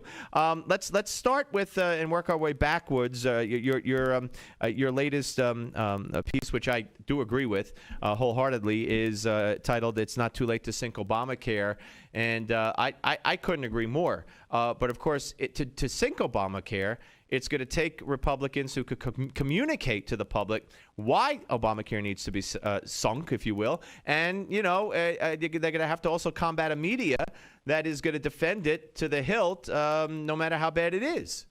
Well, a few things. First of all, we have to also win elections because the Democrats seem to be immune to public pressure on this front, as we've seen. Secondly, you're absolutely right. They have to be able to focus, I think, almost nonstop on this. This was, I think, as you allude to, one of our disagreements. This is why I oppose very much the shutdown, because I think it brought in a whole set of other issues that the public was not sympathetic to, and they are already predisposed not to like Obamacare. But as far as the mainstream media, I actually think we're getting a little bit better treatment than we usually do. There has been a whole lot in mainstream reporting in the Washington Post, in the Wall Street Journal, and on CNN, places that are not conservative. I'm referring to the Washington Post news side, obviously, highlighting this debacle. And there's a lot of factual information that is out there now. That's where you and I are getting a lot of this from. I'm also talking to some healthcare scholars and some other people, but I think we're getting a lot of this information out. I think it's very, very helpful. And I will tell you that the Washington Post's Wonka blog, which is headed by Ezra Klein, today has a piece out suggesting that the individual mandate be delayed. Yeah. So look where we've come in a very short time. I think this is a fabulous opportunity for conservatives to make the case. This is why Obamacare won't work. And in fact, it can't work. As everyone who understands the insurance field knows, they need a lot of people to sign up and a lot of healthy young people to sign up in order to make this work, to subsidize those slightly older and definitely sicker people. Absolutely. Yeah, absolutely. Yeah. And, Yuval Levin has an absolute must-read piece today on National Review Online, going through all of the issues, the problems, and he makes the very important point. If you are a healthy person, and we just like to get insurance, there's no way you're going to spend 25 hours or whatever it takes to get through. If you're really, really sick, you might. And so you're going to have this adverse selection process on steroids. You're going to have only the sickest of the sick persevering to sign up. The average person who might not be so thrilled anyway won't sign up. And then to top it all off, you have the sticker shock problem. It turns out it's not such a great deal. No, they're going to learn the word. They're going to learn the word deductible very soon. Yeah, and people are having two reactions. Either people who have insurance, there was a great piece by Jim Engel on this, are finding that the Obamacare insurance is worse, or people who are uninsured, with or without the subsidies, say, I can't afford that. So the affordable part of this equation just isn't there. Maybe we should stop calling it Obamacare and talk about the, unaffordable, health care act. Right. I was going to say add on to the Affordable Health Care Act, or whatever they officially call it. And Jennifer, we shouldn't gloss over, not that you were doing it at all, but we shouldn't gloss over the fact that you can't. You can't get on. And I've talked to several experts, many today on the air, about how this rollout and this system wasn't tested until a week before, whereas usually IT, people in major companies test months in advance. Right on down the line, the Obama administration and HHS wanted total control of this. They have no knowledge of how to do this. So finding people who don't sign up in a few months when they can't sign up, I mean, that whole thing is just not workable. Right. I mean, I think this is the absolute evidence conservatives have been looking for. We've been making this argument, of course, all along on a theoretical level. But when you actually see it, and it's in the front pages of the mainstream press, and it's on CNN, and it's on even MSNBC, for goodness sakes, then that makes a huge impact. And they have two problems. One is this fairness issue. How can you find people if they can't get on? And secondly, they just don't have enough bodies. They have, hundreds of thousands, and they need tens of millions of people. Yeah. How is this thing going to work? So I think, in retrospect, we got ourselves ain't going to work. So I think, in retrospect, we got ourselves is now fully faced in the right direction, which is to go after this mess. And I think we're going to find some more sympathetic Democrats at some point. And if not, let's make 2014 about this. And I don't think it's too late at all. I think now that it's there and it's a holy mess, this has to be the sole focus right now for Republicans of all stripes, because this is a huge, huge problem that I think is going to resonate with ordinary Americans. It has to. We're talking to Jennifer Rubin of the Washington Post, Right Turn column here on the Steve Malzberg Show. And you're right. And the Washington Post has been critical and put out great information, and as have the CNN. They keep showing this. Their senior medical correspondent, she was going to try to sign up at a different hour, an off hour, so she got up at 7 in the morning. Then she got up at 2 in the morning, and still the same results. So the traditional liberal outlets are getting fed up with this, and when the people realize that what a train wreck, to borrow a phrase, it is, they're gonna be upset as well. But let's talk a little bit about what bothers me is the president said yesterday because winning isn't enough for him. Hey, why don't you go win an election? Well, every Republican that's in the House and the Senate won an election to be there, and they have a right to represent their constituents based on what they ran on. And basically, all of the people in the Tea Party and many others ran with one of their major themes against Obamacare. So they won an election. They were doing what they were elected to do and how they, what they were sent there to do. So it bothers me when other Republicans, certainly expected from the left, but when the John McCains of the world and others, and maybe to a lesser extent you attack the Republicans who were doing who were standing on their principle. Well, first of all, the president is right. We won the House, but we only have one of the three prizes here. And you cannot run the government from one house of Congress. We need the White House and we need the Senate. There is simply no way. All of the Republicans could have been fully united, but 50, I guess it's 55 now with Booker, is more than 45. And one is more than zero. Those are the balances in the Senate and the White House. We cannot do this unless we get back the Senate and unless we get the White House. Second point, the reason I opposed so strongly was exactly what Michelle Bachmann finally admitted at the end. Obama got everything he wanted. You could have seen this, a mile away. This was not rocket science. I am in favor of things that work. I am in favor of winning every time. I'm in favor of embarrassing the other side. I'm in favor of getting our way. And you have to fight smart. Right now, I think we have an opportunity to fight smart. I don't want any Pyrrhic victories. I don't want any moral wins. I don't want to fight for the sake of fighting. I want to fight for the sake of winning. And I think we can all agree on that now, and I think we have a golden opportunity to do it right, however we got here. And I think if we can get our act together and not spend too much time on the archaeology, we can go forward. The thing that I really do object to was, frankly, it was a lie that was put out by people at Madison Project, people at Senate Conservatives Fund, that the problem was Republicans. The problem was not Republicans. All the Republicans in the world were on board with them. The problem was that none of those red state Democrats, and certainly not the White House, were going to break from the defense of Obamacare. And that fundamental math problem made this entire journey a waste, essentially.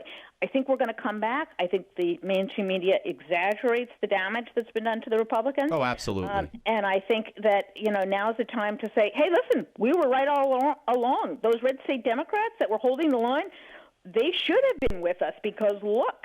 And I think every one of those red state Democrats who did hold the line, who refused to look at reality, is now going to be vulnerable. I couldn't agree with you more, Jennifer, but you're counting on common sense to prevail and a media savvy to prevail and a public relations ability to prevail. And I haven't seen that from Republicans in many, many, many years. And I agree with you going forward. But again, it's going to take a game plan and people who know what they're doing.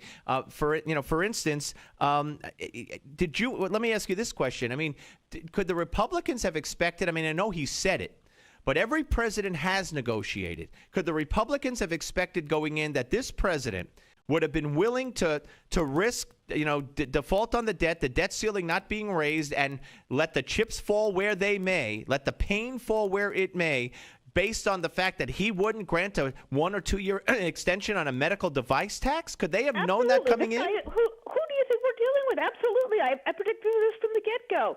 This guy is Barack Obama. He's a complete ideologue. He doesn't care about what damage he does to America. Have we learned nothing over the last 4 years or so? Okay, well, then let me ask you this. Then let me ask you this. This is my theory that I've been saying for the last, ever since they reached a quote-unquote agreement. Why does Boehner say, we fought our best, we lost? Why does McConnell say, oh, we're not going to shut down the government anymore. This was awful. We lost. Because it's stupid. Right. Why don't they say what you just said, Jennifer? Hey, look, we gave in to save America. We gave in so that we wouldn't go off the cliff. Said is we lost. We don't have the votes. He didn't say we gave in. He said there's nothing else we could do. My point exactly. We don't have the Senate. We don't have the White House. They tried to push these guys absolutely as far as they could, but they are immovable. Barack Obama was willing to have this country go down the toilet. Right. So where's Boehner and McConnell at the press conference saying exactly what you just said? So what's the matter with that? Yes, he's a terrible president. He wants to harm America. Fine. So move on. Now how do we get rid of Obamacare? This was exactly the place that we all predicted, at least people sharing my view, predicted that we would be in. This president doesn't care. He wanted the shutdown. He baited Republicans into this. They took the bait. They sunk like a stone in the polls. My God, even Mike Lee in Utah, his entire constituency is now turned on him because of this. We want to win. We don't want to be in a situation where we fight and we lose. I agree. Who wants to be with a bunch of losers? I agree, but understand also that that the president's approval rating got down to 37%. Oh, big deal.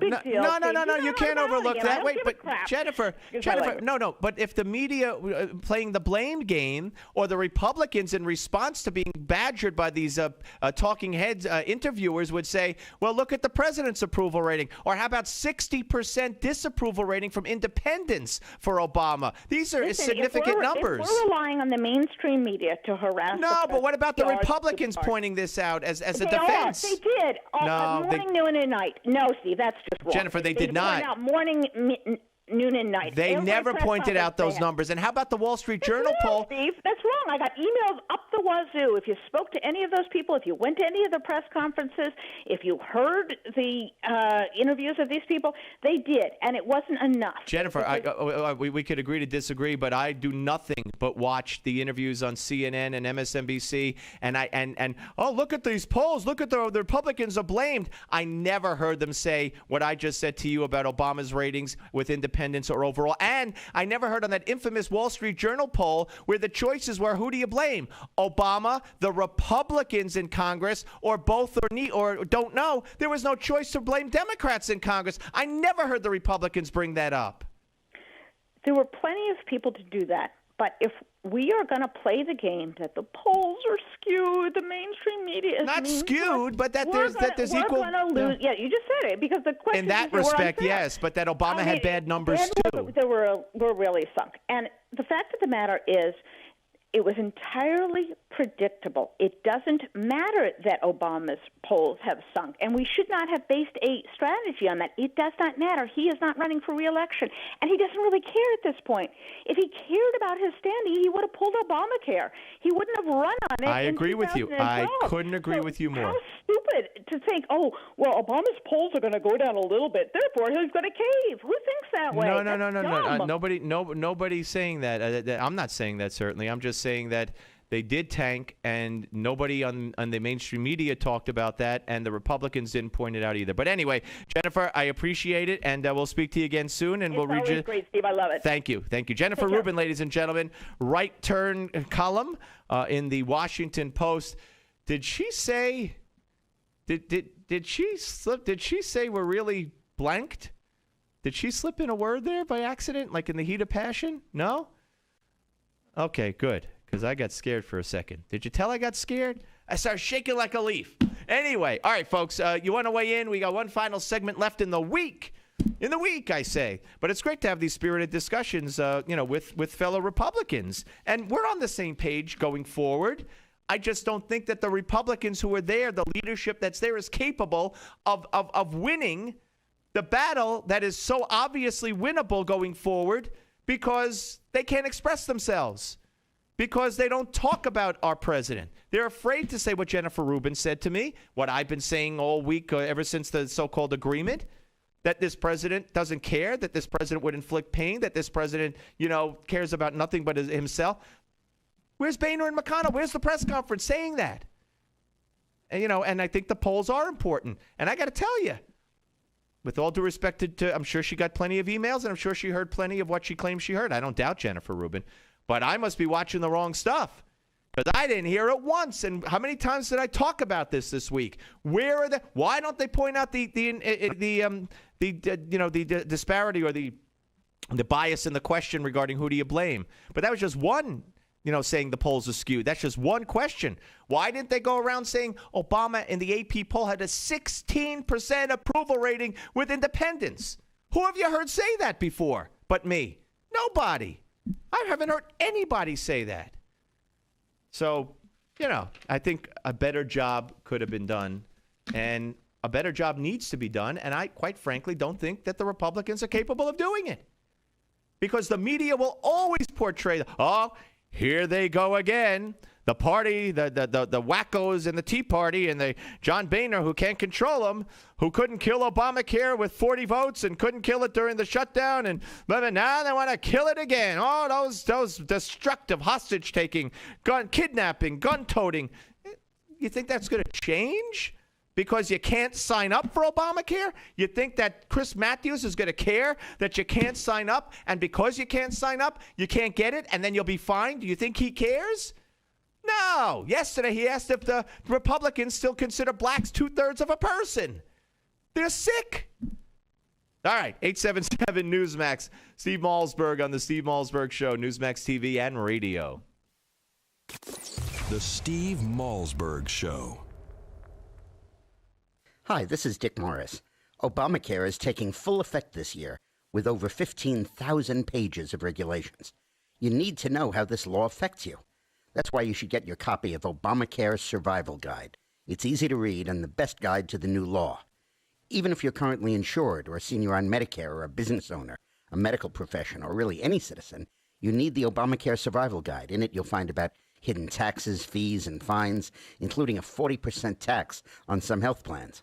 I warned you about Obamacare. It's rationing, Medicare cuts, and will trigger doctor shortages. Now the Obamacare Survival Guide gives you the simple steps to protect your family. Get the Obamacare Survival Guide at bookstores everywhere. It's already an Amazon bestseller. Or get our special $4.95 offer and save $15 today. Go to Obamacare311.com.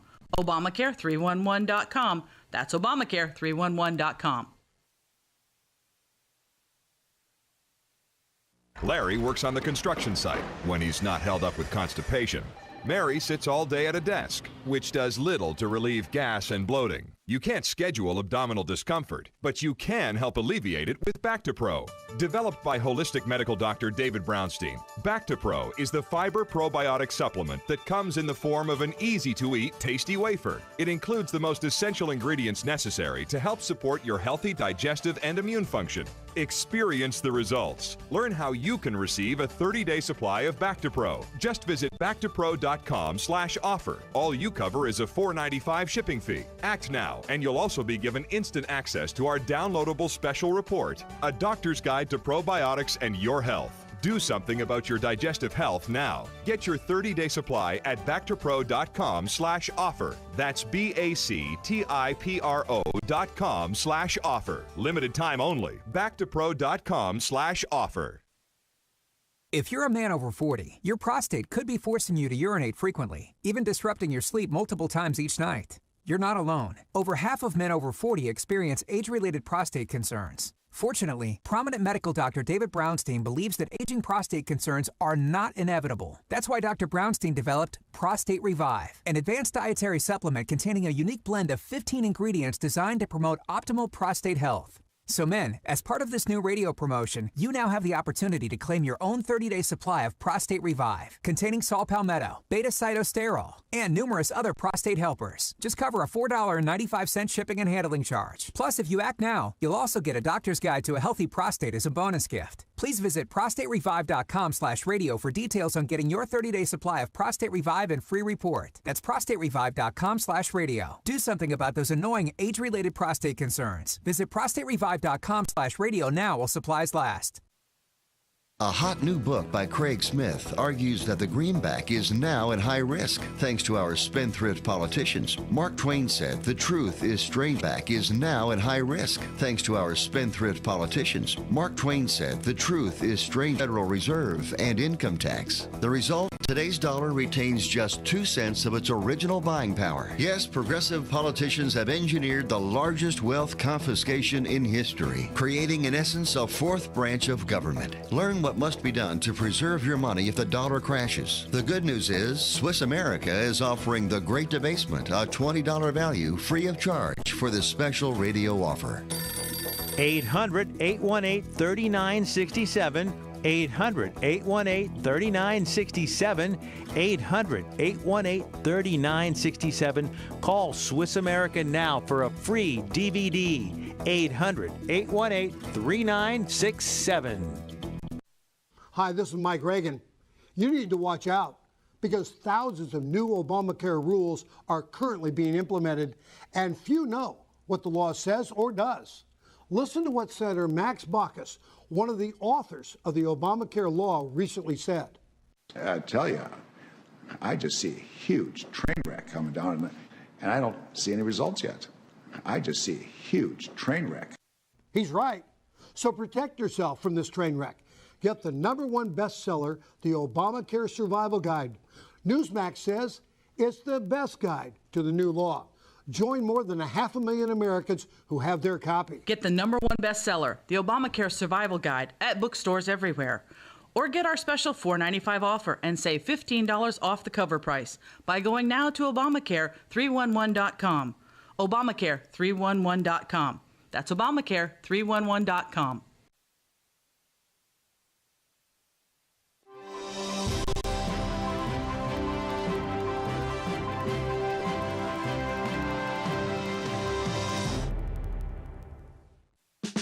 Get off the sidelines and be a part of the show. Call Steve toll-free at 1-877-NEWSMAX. That's 1-877-639-7629. Here is Steve Malzberg.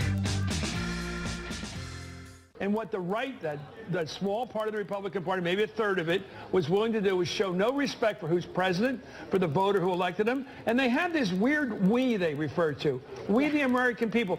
Why does a group of people that always loses elections or tends to do lately, why do they call themselves the American people? Because do they still count blacks as three-fifths of a vote? Well, is that the way they count it? For their Is that the way they count it? All right. In my opinion, there's a sick, sick man called a national treasure by his boss at MSNBC. You want to hear more sick? Alan Grayson. Listen to this. We have that cut. It's about a minute long. Here we go. Oh, I don't know. It was the other one that I had told you guys to stand by. Let's see if we have time, if we could get it, if I could find it. Alan Grayson is, I don't know. You got it? No. All right. I don't think we'd have time to do Alan Grayson. No. All right. My bad, as they say, unless I could find it real quick. I think he came up right by, it was right by the other one. No. All right. It just shows you how sick they are, folks. They are just out of control. Why do the Tea Party Republicans say we Americans? What do they mean we? What, they count blacks as 3/5 of a person? What? Where's the logic? How do you get from point A that the Tea Partiers or whatever say we, the American people, when they don't represent the American people, so they must count blacks as 3/5 of people? How does that even enter into it? How does it make any sense to his argument or to his question at all? It's like saying, you're going to buy that apple? You see the truck it drove in on? That truck was awful. It was ugly. It was an ugly truck. You're going to buy that beautiful-looking apple? Huh? But hey, he's a national treasure, baby. Just ask his boss. And his boss is the only one who counts. Tom DeLay joins us on Monday. Be here, God willing. Steve Malzberg Show, Newsmax TV and radio. Thanks, everyone.